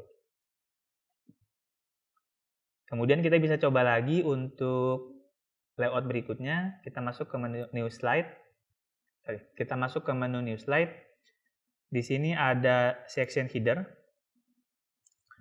Section header ini biasanya digunakan kalau misalkan materi presentasi kita itu terbagi jadi beberapa bagian. Seperti kita membuat laporan atau membuat skripsi, ada bab 1, ada bab 2, semacam itulah. Jadi misalkan kalau di sini Milky Very, jasa pengguna susu. Kita coba buat misalkan subjudulnya itu adalah tahap awal. Di sini mungkin kita bisa menambahkan beberapa informasi seperti penjelasan tentang tahap awal. Nah, ini adalah salah satu gambaran penggunaan dari layout section header. Kemudian, layout berikutnya, kita bisa coba lagi, kita masuk ke new slide. Sekarang kita coba to content. Dengan layout ini, kita bisa membandingkan satu hal dengan hal lainnya. Misalkan, kita coba tulis saja perbandingan kompetitor. Di sini misalkan, kita tulis produk kita. Di sini misalnya kita tulis produk pesaing. Kemudian kita bisa tambahkan informasi-informasi tambahannya di masing-masing di masing-masing area ini. Masuk ke layout berikutnya. Masuk ke menu layout berikutnya yaitu to content. Kita bisa memasukkan 2 konten ke dalam satu slide. Ini sebenarnya kalau kita bandingkan dengan Microsoft Word, ini mirip dengan format kolom. Jadi di sebelah kiri ada konten, di sebelah kanan ada konten lanjutan. Misalkan kita tulis di sini sejarah. Terus misalkan kita tulis di sini tahun 2000. Di sini tulis tahun 2010. Di sini nanti kita bisa kasih penjelasan tambahan di area masing-masing. Masuk ke menu layout berikutnya. Itu adalah comparison. Di sini kita bisa membandingkan suatu konten dengan konten lainnya. Misalkan kita bandingkan produk kita. Perbandingan produk misalnya. Kita tulis di sini produk kita. Di kotak satunya lagi kita tulis produk pesaing. Kemudian kita bisa tambahkan beberapa keterangan, misalkan di sini murah, di sini mahal, dan semacamnya. Ini salah satu cara kita menggunakan layout comparison. Layout berikutnya adalah title only. Layout title ini sebenarnya tidak terlalu jauh berbeda dengan layout title slide. Hanya bedanya kalau title slide, dia ada pilihan untuk menambahkan subtitle. Tapi kalau title only, itu hanya satu title, tanpa ada subtitle. Kita bisa mengetikkan misalkan Milky Very goes to campus misalkan. Seperti ini.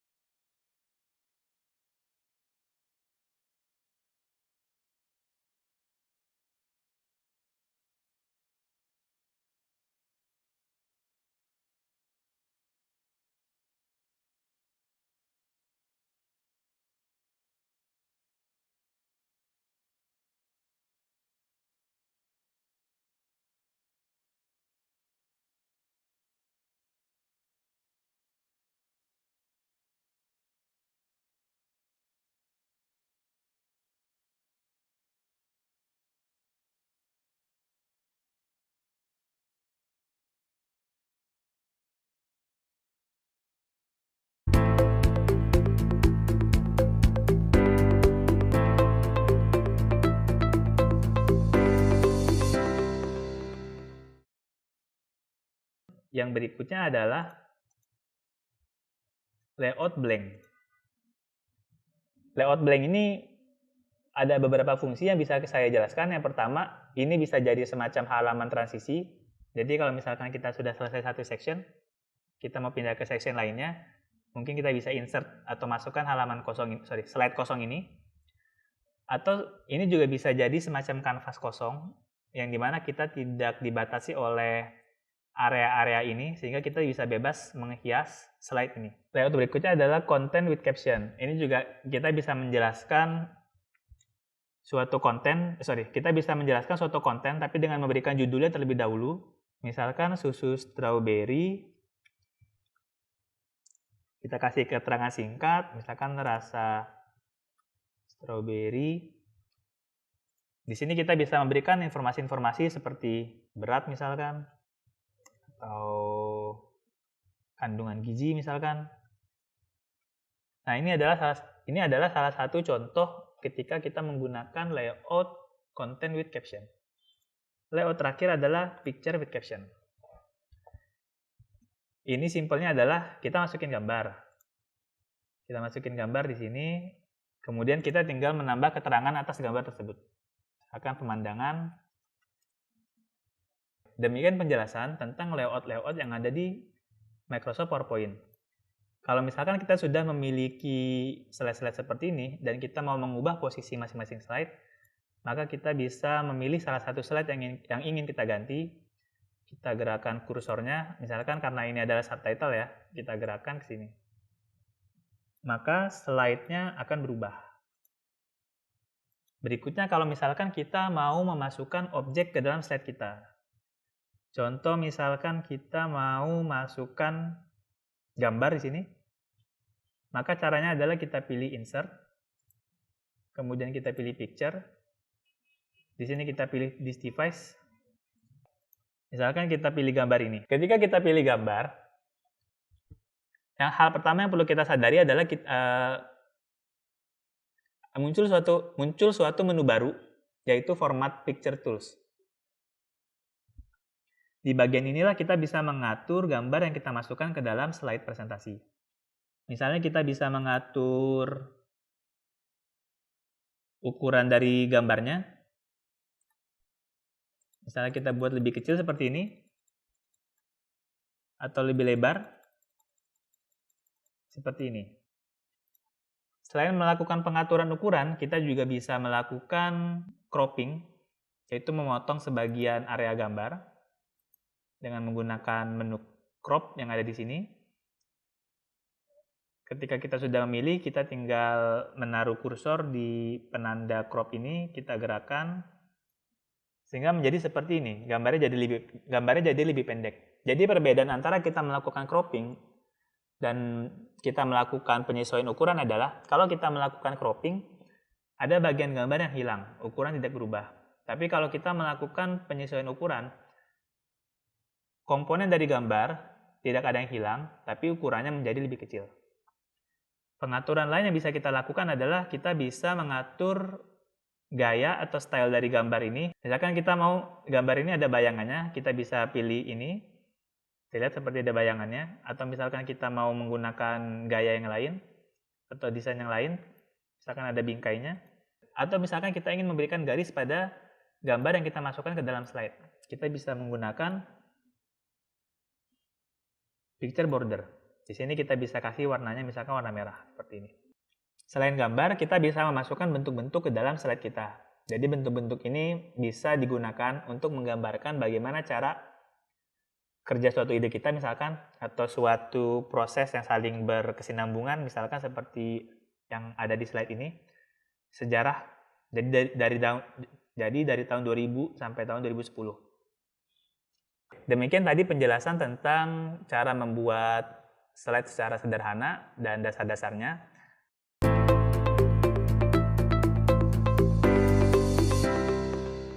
Berikutnya kita akan masuk ke penjelasan tentang menu bar di Microsoft PowerPoint.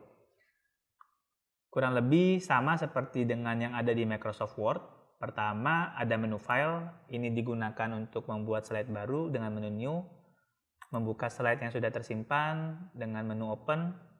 Menyimpan materi slide presentasi dengan menu save. Dan mencetak materi presentasi dengan menu print. Menu berikutnya adalah menu Home. Di sini kita bisa melakukan pengelolaan slide kita di bagian ini. Kita bisa memilih jenis huruf, ukuran huruf, efek huruf. Kita juga bisa melakukan pengaturan perataan teks. Kemudian menu berikutnya adalah menu Insert. Di sini kita bisa memasukkan berbagai objek ke dalam materi presentasi kita. Kita bisa memasukkan gambar misalnya, bentuk-bentuk. Kita juga bisa memasukkan smart art, chart. Kita bisa memasukkan text box, link menuju materi di luar materi presentasi kita. Kemudian kita juga bisa masukin word art, bahkan audio. Menu berikutnya adalah menu desain. Di menu ini kita bisa mendesain tampilan materi presentasi kita. Kita juga bisa mengatur warna dari background materi presentasi kita. Menu berikutnya adalah menu transition. Menu ini dapat membantu kita untuk mengatur transisi atau perpindahan dari satu slide kepada slide lainnya. Kemudian di menu berikutnya adalah menu animation. Ini berkaitan dengan pengaturan animasi terhadap konten yang ada di dalam slide kita. Di menu berikutnya adalah menu slideshow. Ini akan membantu kita dalam melakukan pengaturan untuk kita melakukan presentasi dengan materi presentasi kita. Menu berikutnya adalah menu review. Di sini kita bisa melakukan review atas materi yang sudah kita buat. Kita bisa melakukan review atas grammarnya, atau kita juga bisa melakukan translate dari satu bahasa ke bahasa lainnya untuk materi presentasi kita. Menu berikutnya adalah menu view. Di sini kita bisa mengatur tampilan dari materi presentasi kita. Terakhir adalah menu help. Ini adalah menu yang membantu kita untuk mencari jawaban ketika kita menghadapi suatu problem dalam mengerjakan dengan Microsoft PowerPoint.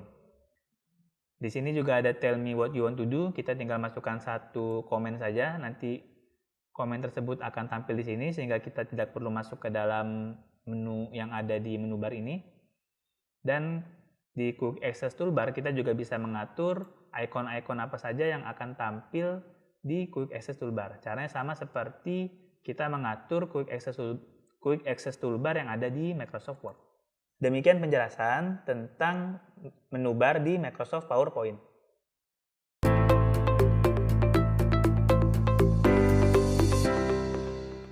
Pada sesi kali ini kita akan membahas tentang cara menghias slide kita dengan menggunakan menu desain. Pengaturan pertama yang bisa kita lakukan adalah kita bisa mengatur tema yang akan kita gunakan untuk materi presentasi kita. Caranya adalah kita masuk ke menu desain, kemudian kita bisa pilih salah satu tema yang tersedia di sini. Apa yang kita pilih langsung terlihat di materi presentasi kita. Untuk pilihan yang lebih banyak, kita bisa pilih more di sini. Pilihannya sendiri ada berbagai macam. Misalkan kita pilih ini. Ketika kita sudah memilih suatu tema, maka pilihan akan layout slide ini juga mengalami perubahan. Mari kita lihat. Pilihannya berbeda dengan pilihan ketika kita tidak menggunakan tema apapun. Kemudian, pengaturan lainnya adalah kita bisa mengatur ukuran dari slide yang kita gunakan. Cara pengaturannya adalah kita kembali masuk ke menu desain. Kita geser ke kanan, di sini ada slide size. Saat ini materi presentasi kita ukurannya adalah widescreen. Sekarang kita coba menggunakan atau memilih ukuran standar. Maka tampilan slide-nya menjadi lebih kecil daripada yang tadi. Pengaturan lain yang bisa dilakukan di menu desain adalah kita melakukan pengaturan terkait background slide kita. Cara pengaturannya ada di menu desain lagi. Kemudian kita masuk ke format background. Di bagian ini kita bisa memilih warna background. Misalkan kita pilih solid fill dulu di sini. Maka kita pilih dulu warnanya adalah merah. Maka warnanya akan berubah seperti ini. Kalau solid fill berarti warnanya itu benar-benar tegas di slide-nya. Pilihan berikutnya ada yang namanya gradient fill. Di sini kita coba menggunakan warna merah lagi. Kalau gradien, ini jadi warnanya bisa nyampur antara warna merah dengan warna biru. Kita bisa mengatur mana yang lebih dominan, misalnya mau warna birunya, bisa seperti ini. Atau mau dominan warna merahnya misalkan. Pengaturan lainnya kita bisa menggunakan semacam gambar pola untuk menghias slide kita. Kalau misalkan kita punya materi gambar dari luar, kita bisa gunakan menu insert. Pilihan berikutnya adalah picture or texture fill. Di sini kita bisa memilih tekstur yang tersedia. Kita coba pilih.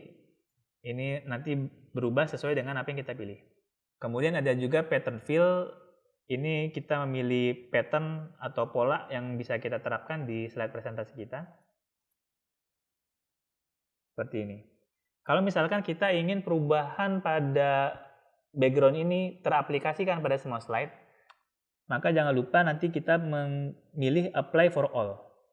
Kemudian kalau misalkan kita mau kembalikan tampilan seperti awal, sebelum kita rubah-rubah, kita pilih reset background. Seperti ini. Demikian penjelasan tentang Microsoft PowerPoint, aplikasi presentasi paling favorit.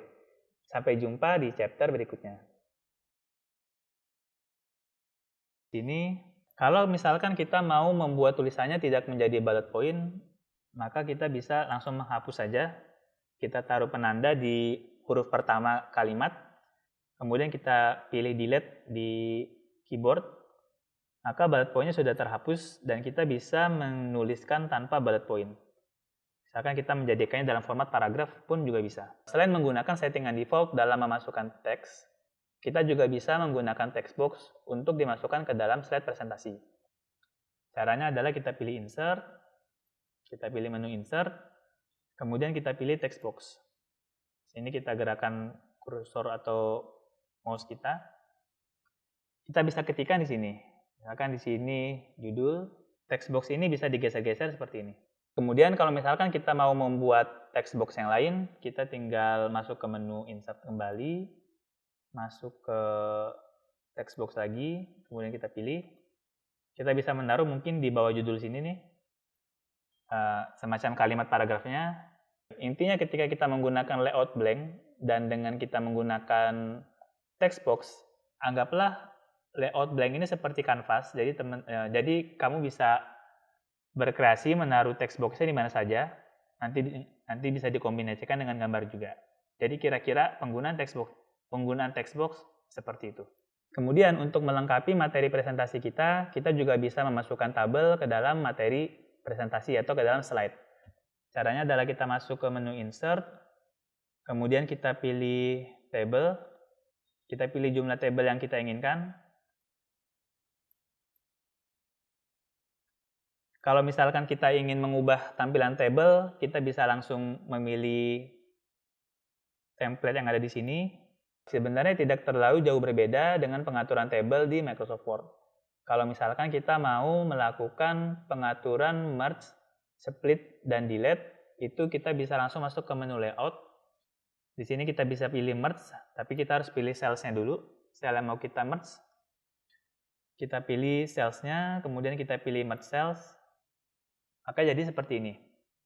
Dua sel yang tadi kita pilih sudah menjadi satu.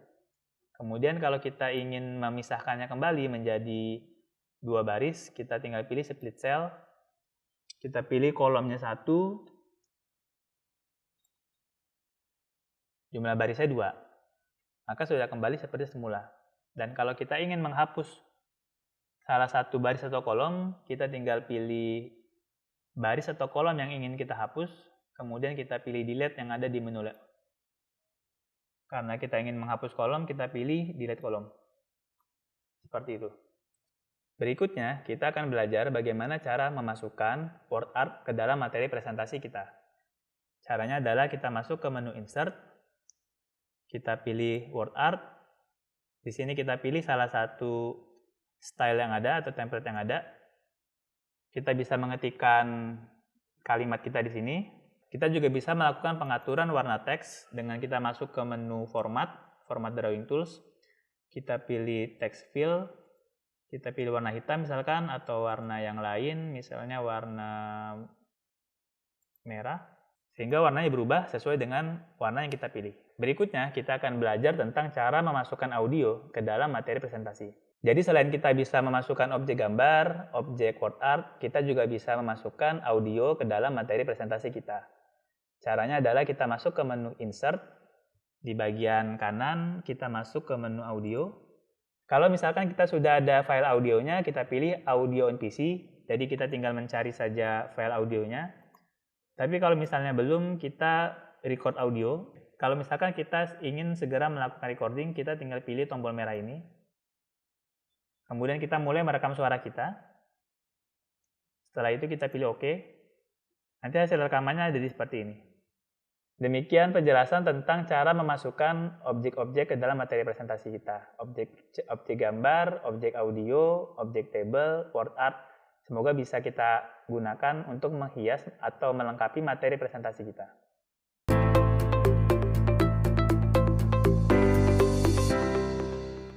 Pada sesi ini kita akan belajar cara menggunakan diagram di Microsoft PowerPoint. Untuk menggunakan diagram, caranya adalah kita masuk ke menu Insert, kemudian kita pilih Smart Art. Di bagian ini kita pilih desain diagram yang ingin kita gunakan di dalam materi presentasi kita. Beberapa contoh diagram yang ada di Microsoft PowerPoint adalah sebagai berikut. Diagram yang pertama adalah information list. Ini digunakan ketika misalkan kita ingin menampilkan suatu informasi yang tidak saling berhubungan. Kemudian yang berikutnya adalah proses. Ini bisa kita gunakan ketika kita ingin menjelaskan suatu alur proses di materi presentasi kita. Berikutnya adalah cycle. Di bagian ini, dengan diagram ini kita bisa menjelaskan tentang suatu proses yang selalu berkesinambungan tanpa ada garis putusnya. Kemudian ada diagram hierarki, ini biasa digunakan kalau misalkan kita ingin memasukkan struktur organisasi atau bagan ke dalam materi presentasi kita. Kemudian ini adalah diagram yang menggambarkan relationship, jadi ini membandingkan atau ketika misalkan kita ingin menyampaikan suatu informasi yang saling berhubungan. Berikutnya ada diagram matriks, ini untuk menampilkan suatu informasi dalam suatu kuadran. Berikutnya adalah diagram piramid. Kalau misalkan kita ingin membuat suatu informasi yang levelnya paling rendah dan ada informasi yang levelnya paling tinggi atau kepentingan lainnya, kita bisa menggunakan diagram untuk menggambarkan informasi tersebut. Terakhir ada diagram picture. Jadi kita bisa memasukkan berbagai macam gambar, ada gambar utama dan gambar-gambar pelengkap yang bisa menjelaskan atau melengkapi gambar utama ini. Sekarang kita coba praktek menggunakan salah satu jenis diagram yang ada di Microsoft PowerPoint.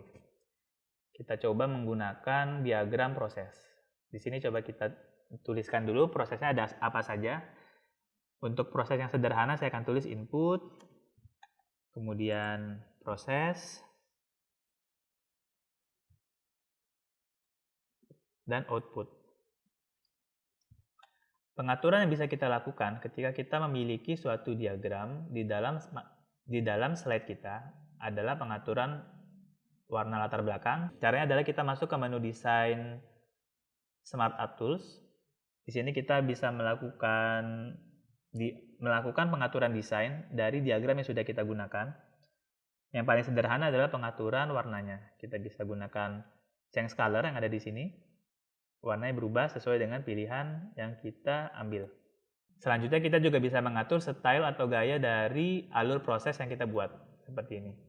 Demikian penjelasan tentang cara membuat dan mengatur diagram atau smart art di dalam Microsoft PowerPoint.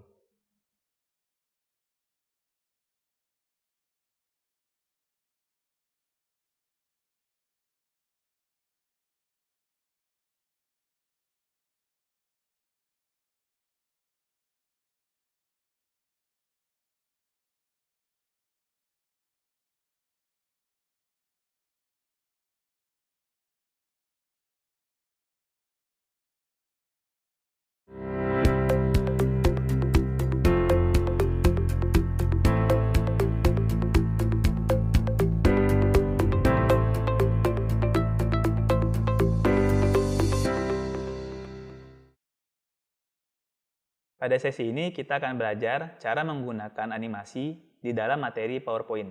Kegunaan dari animasi ini adalah ketika kita melakukan presentasi dan kita ingin membuat suatu flow presentasi yang lebih baik, maka fitur animasi ini bisa membantu kita untuk mencapai tujuan tersebut. Cara menggunakan fitur animasi adalah sebagai berikut. Pertama, kita masuk ke menu animation. Di sini ada beberapa pilihan animasi untuk kita terapkan di materi presentasi kita. Sekarang kita coba menerapkan animasi appear, salah satu bagian dari animasi entrance, ke dalam materi presentasi kita. Caranya adalah, pertama kita bayangkan dulu bagaimana nanti flow dari animasi slide kita berjalan. Kalau misalkan kita menggunakan appear, itu artinya setiap bagian yang kita tandai itu akan muncul berdasarkan urutan yang kita tetapkan. Kalau dari saya akan menggunakan slide ini, kemudian munculnya, yang kiri muncul duluan, yang kanan munculnya belakangan. Untuk memenuhi tujuan tersebut, maka saya akan melakukan pengaturan sebagai berikut. Pertama, saya pilih kotak yang paling kiri. Di sini saya pilih appear. Kalau misalkan sudah ada keterangan kotak dengan angka seperti ini, angka nomor 1, itu berarti kita sudah berhasil menerapkan Kita sudah berhasil menerapkan animasi di dalam materi presentasi kita. Kita bisa melakukan proses yang sama untuk bagian slide berikutnya. Kita taruh lagi appear. Lagi. Untuk melakukan pengecekan apakah animasi kita berjalan dengan baik, kita bisa masuk ke menu slideshow. Kita masuk ke from current slide. Di sini kita lihat sudah berhasil ya kita menerapkan animasi appear. Jadi bagian dari slide itu muncul berdasarkan urutan yang tadi kita tetapkan. Ada beberapa pilihan selain animasi entrance di Microsoft PowerPoint. Misalkan ini ada animasi enhance. Yang saya gunakan adalah pulse. Kalau kita menggunakan pulse, kotak-kotak yang ada di dalam slide kita seperti berdenyut. Pilihan berikutnya adalah animasi exit. Yang saya gunakan adalah disappear. Jadi nanti setiap bagian yang ada di slide ini menghilang sesuai urutan yang saya tetapkan. Dimulai dari kiri ke kanan. Pilihan lainnya adalah motion pad. Yang saya gunakan adalah arcs. Jadi masing-masing kotak yang ada di dalam slide ini akan bergerak seperti busur. Demikian penjelasan tentang cara menggunakan animasi di Microsoft PowerPoint.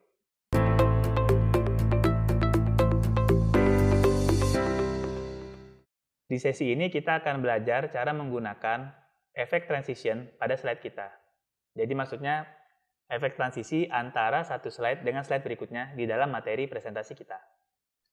Caranya cukup masuk ke menu transition, kemudian kita pilih slide, misalkan slide nomor 2 ini. Kita coba pilih salah satu efek yang ada, misalkan kita pilih fade. Fade ini akan memberikan efek kepada slide pertama, nanti slide pertama itu menghilang digantikan slide kedua. Coba kita buktikan. Ya, jadi slide pertama menghilang digantikan slide kedua. Efek transisi berikutnya adalah efek push. Kalau efek push itu slide yang kedua mendorong ke atas slide yang pertama. Kita coba lagi. Efek yang ketiga adalah efek wipe. Jadi slide kedua nanti akan menggeser slide pertama ke kiri.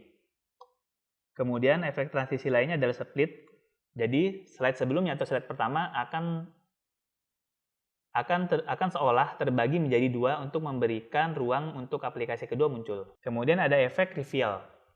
Kalau efek reveal nanti slide pertama akan menghilang secara pelan-pelan, kemudian nanti digantikan oleh slide kedua. Terakhir adalah efek cut. Kalau efek cut ini pergantian antara slide pertama dengan slide kedua hampir instan. Jadi hampir tidak kelihatan ada efeknya sebenarnya. Pengaturan yang bisa kita lakukan terkait efek transisi ini adalah pengaturan waktu dalam melakukan transisi. Caranya adalah misalkan kita pilih slide yang ada efek transisinya. Kemudian kita kembali masuk ke transition. Misalkan kita pilih reveal. Di bagian kanan ada timing. Di sini kita bisa mengatur durasi. Misalkan kita mau membuatnya menjadi lebih lama. Sekarang kita bisa tes. Ya, efek reveal-nya jadi lebih lama dibandingkan yang tadi. Demikian penjelasan tentang penggunaan efek transisi antar slide. Kamu bisa menentukan efek transisi mana yang paling tepat untuk diaplikasikan di dalam materi presentasi kamu.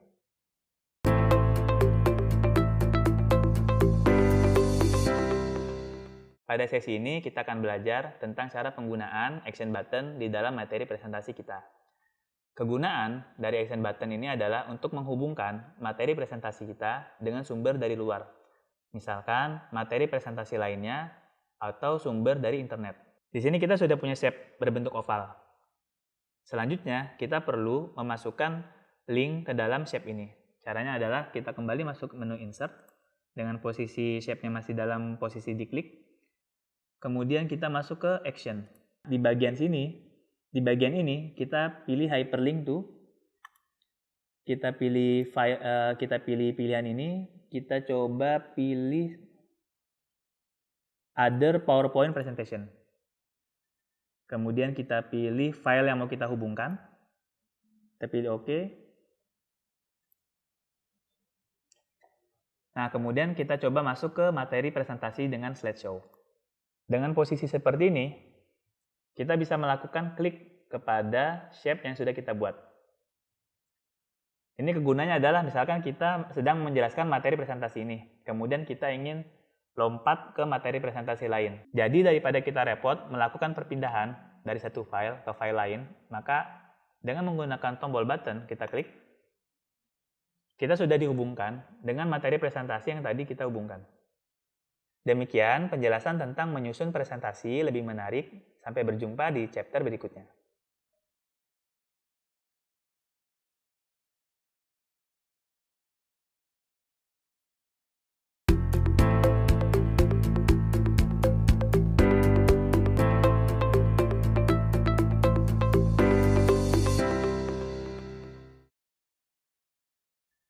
Selamat datang di chapter Membuat Presentasi untuk Profesional. Di chapter ini, kita akan sama-sama membuat materi presentasi dari nol. Jadi sebenarnya nanti kita akan melakukan praktek apa yang sudah kita pelajari di 2 chapter Microsoft PowerPoint sebelumnya. Ketika kita membuat materi presentasi, kita bisa menentukan temanya terlebih dahulu. Kenapa? Karena kalau kita sudah menentukan temanya, kita akan lebih gampang untuk membayangkan bagaimana bentuk akhir dari materi presentasinya. Untuk menentukan temanya, kita bisa pilih desain, kemudian kita pilih salah satu desain yang tersedia. Langkah berikutnya adalah kita perlu menentukan kerangka presentasi kita seperti apa. Dalam chapter ini, saya akan menggunakan proposal bisnis sebagai bentuk akhir dari materi presentasi kita. Ketika kita menentukan kerangkanya, kita bisa langsung misalkan dengan cepat menggunakan layout. Yang pertama pasti judul, kita pilih dulu judul di sini. Kemudian kita pilih subjudul. Kemudian kita bisa masuk ke penjelasan konten. Dan untuk memberikan transisi antara satu bagian dengan bagian lain, kita bisa memasukkan blank slide. Di dalam step materi presentasi, kita sebaiknya menaruh executive summary atau summary yang lainnya. Kenapa? Karena ketika seseorang mau mendengarkan presentasi kamu, dia sebenarnya sudah menginvestasikan waktunya untuk kamu. Sehingga akan lebih baik kalau misalkan di awal kamu sudah memberitahukan kepada pendengar materi presentasi kamu ini akan berbicara tentang apa. Dan itu bisa ditaruh di executive summary. Jadi kesimpulannya sudah ditaruh di depan. Di executive summary kita bisa menggunakan teks dengan format bullet agar lebih enak dibaca oleh orang yang mendengarkan materi presentasi. Di bagian selanjutnya, ketika kamu ingin mengajak seseorang untuk berbisnis, maka biasanya kamu harus memberitahu dulu bagaimana kinerja keuangan kamu saat ini. Untuk itu kita perlu membuat suatu chart di dalam Microsoft PowerPoint. Chart yang bisa menggambarkan bagaimana performa keuangan perusahaan kita atau bisnis kita selama beberapa tahun terakhir. Cara membuat chartnya adalah kita masuk ke menu insert, kemudian kita pilih chart. Di sini kita bisa pilih salah satu chart yang tersedia. Kita coba pilih saja bar chart. Salah satu hal yang unik di Microsoft PowerPoint ketika kita mengisi chart itu akan secara otomatis dihubungkan dengan file yang ada di Microsoft Excel. Jadi pengisiannya bukan dilakukan di Microsoft PowerPoint, tapi di Microsoft Excel. Di sini kita bisa isi bagaimana performa keuangan kita dari tahun ke tahun. Di bagian berikutnya, setelah kita menyajikan performa keuangan kita selama beberapa tahun terakhir, kita bisa menyajikan informasi tentang produk kita. Untuk menyajikan informasi produk kita akan lebih baik kalau misalkan itu dilengkapi dengan foto produk kita. Untuk memasukkan foto ke dalam materi presentasi kita bisa kembali menggunakan menu Insert. Kemudian kita masuk ke menu Picture. Di sini kita cari foto produk kita. Kemudian kita pilih. Setelah itu, kita bisa memberikan keterangan di samping produk kita. Untuk memberikan keterangan di samping produk kita, tanpa kita mengubah layout yang ada saat ini, kita bisa menggunakan text box. Kita masuk ke menu Insert, kemudian kita masuk ke menu text box. Di sini kita atur posisinya, dia berada di samping foto produk kita. Di sini kita bisa menjelaskan tentang produk kita seperti apa. Apakah spesifikasi seperti apa, harganya seperti apa, dan informasi lainnya. Setelah kamu menceritakan laporan keuangan kamu, produk kamu bisa menceritakan informasi tentang perusahaan kamu atau tentang bisnis kamu. Informasi pertama yang bisa disampaikan kepada orang yang mendengarkan presentasi adalah informasi pemegang saham. Untuk membuat informasi pemegang saham yang rapi, kita bisa menggunakan fitur table. Caranya adalah kita masuk ke menu Insert, kemudian kita masuk ke menu table. Kolom pertama kita isi dengan nama pemegang saham, dan kolom kedua kita isi dengan persentase saham yang dipegang. Setelah kita menyampaikan informasi tentang siapa pemegang saham kita selanjutnya bisa cerita bagaimana struktur organisasi di perusahaan kita. Kita bisa menggunakan Smart Art untuk menampilkan hierarki organisasi. Caranya adalah kita masuk ke menu Insert, kemudian kita masuk ke Smart Art. Di sini kita pilih hierarki, kemudian kita bisa menampilkan struktur atau bagian dari organisasi kita. Untuk bagian selanjutnya, kita bisa menceritakan tentang strategi kita, bagaimana strategi kita bisa berjalan. Salah satu yang bisa kita gunakan adalah alur proses. Jadi kita menceritakan bagaimana proses berjalannya strategi kita. Salah satu caranya adalah kita menggunakan Smart Art, kemudian kita pilih alur proses. Di sini kita bisa memasukkan bagaimana strategi kita berjalan, menambahkan keterangan-keterangan dengan memasukkan text box di bawah kotak strategi. Setelah kamu menyampaikan slide yang berisi strategi yang kamu lakukan, tentu kamu juga perlu menyampaikan bagaimana proyeksi keuangan kamu setelah strategi tersebut dijalankan. Untuk menampilkan proyeksi keuangan misalkan 3 tahun ke depan atau 5 tahun ke depan, itu kita bisa menggunakan line chart. Sehingga bisa memperlihatkan seberapa besar pertumbuhan yang akan terjadi ketika strategi ini berhasil. Sebagai salah satu penutup dari presentasi kamu juga bisa menampilkan website produk kamu. Ketika kamu presentasi, dan supaya tidak pindah ke website ketika presentasi, maka kamu bisa menggunakan fitur action button. Sehingga ketika kamu ingin pindah ke website kamu untuk ditampilkan kepada orang yang mendengarkan presentasi proposal bisnis kamu jadi tidak perlu berpindah aplikasi ketika sedang presentasi. Ketika semua materi presentasi sudah siap dan urutannya sudah kamu betulkan, kamu bisa melihat kembali desain materi presentasi. Kamu bisa mengubah satu persatu desain materi presentasi atau mencoba mencari template atau desain presentasi di internet. Setelah itu, kalau kamu sudah cukup yakin dengan desain presentasinya dan urutan presentasinya, kamu bisa mencoba untuk menggunakan animasi dan slide transition untuk membantu kamu menjelaskan proposal bisnis kamu. Sebagai salah satu tips yang bisa saya bagi terkait presentasi proposal bisnis, adalah kita perlu mengaplikasikan rule 10-20-30 atau 10-20-30. Jadi materi presentasi itu sebaiknya tidak lebih dari 10 slide.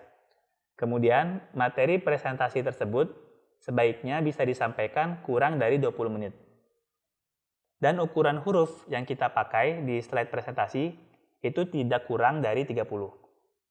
Artinya kalau suatu slide itu terlalu banyak teksnya, itu nanti akan membuat orang sulit menangkap ide kamu dan mereka akan fokus pada membaca slide, bukan mendengarkan apa yang kamu presentasikan. Sehingga usahakan slide itu tidak terlalu banyak teksnya. Demikian penjelasan tentang cara membuat proposal bisnis. Semoga cara-cara yang tadi disampaikan itu juga bisa digunakan untuk materi presentasi kamu yang lain, misalkan proposal ilmiah atau laporan kegiatan atau bentuk presentasi lainnya.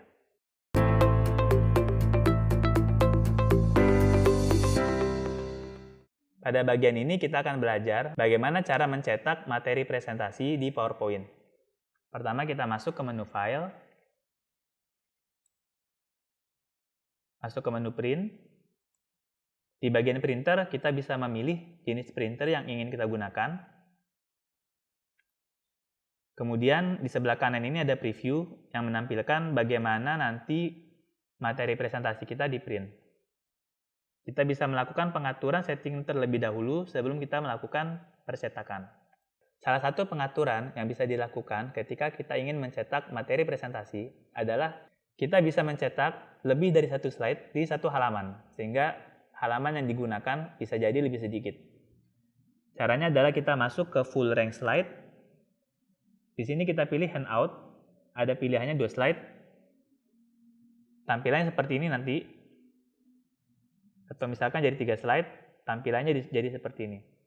Saya sendiri biasanya menggunakan 2 slide kalau materi presentasinya tidak terlalu banyak, atau 4 atau 6 slide. Untuk yang 3 slide, saya jarang menggunakannya karena biasanya space ini jarang dipakai oleh orang yang menerima handout. Kemudian, kalau misalkan kita ingin mencetak dokumen dalam format PDF, kita bisa pilih Microsoft Ready to Print PDF. Kita pilih Print. Kita tuliskan nama dokumen, kemudian kita pilih Save, maka dokumen tadi sudah tercetak dalam format PDF. Demikian penjelasan tentang membuat presentasi untuk profesional. Sampai berjumpa di chapter berikutnya.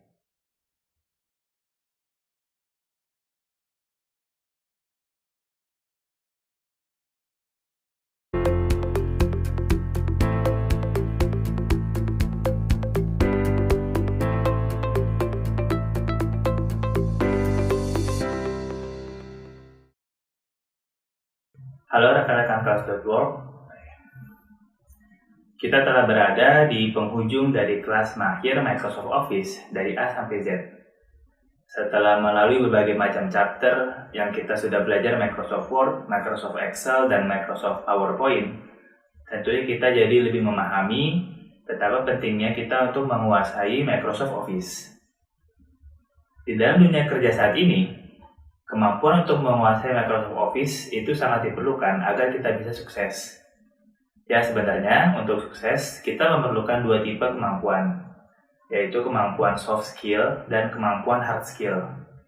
Kemampuan soft skill itu adalah kemampuan kita yang berkaitan dengan karakter dan sifat kita. Misalkan cara kita berkomunikasi, menyampaikan ide, memimpin orang, itu adalah bagian dari soft skill. Tapi kemampuan soft skill tersebut harus dilengkapi oleh kemampuan hard skill, yaitu kemampuan teknis. Dan menguasai Microsoft Office adalah bagian dari kemampuan hard skill tersebut. Di era digital seperti saat ini, kemampuan menguasai Microsoft Office adalah suatu kewajiban. Dan akan selalu diminta oleh setiap jenis pekerjaan. Meskipun misalkan dalam suatu postingan lamaran pekerjaan, perusahaan tidak mencantumkan kewajiban untuk menguasai Microsoft Office. Tapi pada praktiknya, nanti ketika bekerja, kita diharapkan sudah bisa menguasainya. Jadi, posisi Microsoft Office sudah seperti bahasa Indonesia, bisa dibilang seperti itu. Kemampuan menguasai Microsoft Office bahkan tidak hanya harus dimiliki oleh orang yang ingin menjadi karyawan. Misalkan di masa depan kamu nanti ingin menjadi seorang pengusaha, kemampuan menguasai Microsoft Office akan sangat berguna dan membantu kamu. Misalnya kalau kamu jadi pengusaha, kamu bisa membuat laporan keuangan dengan Microsoft Excel atau membuat suatu proposal bisnis dengan Microsoft PowerPoint. Kalau kamu menjadi seorang karyawan, kemampuan menguasai Microsoft Word dalam mengkomunikasikan apa yang kita ingin sampaikan secara profesional itu akan sangat penting. kemampuan kita membuat surat undangan, kemampuan kita membuat laporan. Ketika kita misalkan harus membuat suatu laporan keuangan yang melibatkan banyak data angka atau data lainnya, tentu kita juga sudah bisa menguasai Microsoft Excel sehingga nanti kita bisa menyelesaikan pekerjaan dengan baik. Dan jika kita ingin menyampaikan ide kita kepada rekan kerja atau kepada atasan, kita sudah bisa menggunakan Microsoft PowerPoint. Bagaimana mengatur flow atau alur kita menyampaikan ide kita, bagaimana cara kita membuat materi presentasi yang bisa memvisualisasikan ide kita kepada orang yang mendengarkan presentasi kita. Bahkan sebelum fase kita bekerja, yaitu fase mencari kerja, kemampuan menguasai Microsoft Office akan sangat dibutuhkan. Misalnya ketika kita membuat surat lamaran pekerjaan, kita juga sudah bisa menggunakan kemampuan yang kita kuasai di Microsoft Word untuk membuat surat tersebut. Setelah kelas ini berakhir, kamu diharapkan dapat menggunakan Microsoft Office dengan baik dan benar, dan selalu mencari tahu bagaimana cara menggunakan Microsoft Office secara profesional.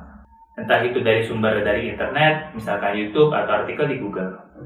Intinya, kelas ini bukanlah akhir dari perjalanan kita untuk menjadi lebih mahir dalam menguasai Microsoft Office. Tapi ini adalah awal, karena di kelas ini yang diajarkan adalah dasar-dasar dalam penguasaan Microsoft Office. Pentingnya menguasai Microsoft Office ini juga diakui oleh Kementerian Perindustrian Negara Indonesia. Jadi, Kementerian Perindustrian telah membuat SKKNI, yaitu Standar Kompetensi Kinerja Nasional Indonesia. Standar ini berisi hal-hal yang harus dikuasai oleh setiap tenaga kerja di Indonesia, sehingga dengan mengikuti kelas ini dan kamu bisa menguasai dasar Microsoft Office, paling tidak kamu sudah memenuhi salah satu standar yang telah ditetapkan oleh Kementerian Perindustrian. Kamu juga dapat menguji kemampuan Microsoft Office kamu di LinkedIn. LinkedIn adalah jejaring sosial tempat kamu bisa mencari kerja. Di situ ketika kamu membuka profil, kamu bisa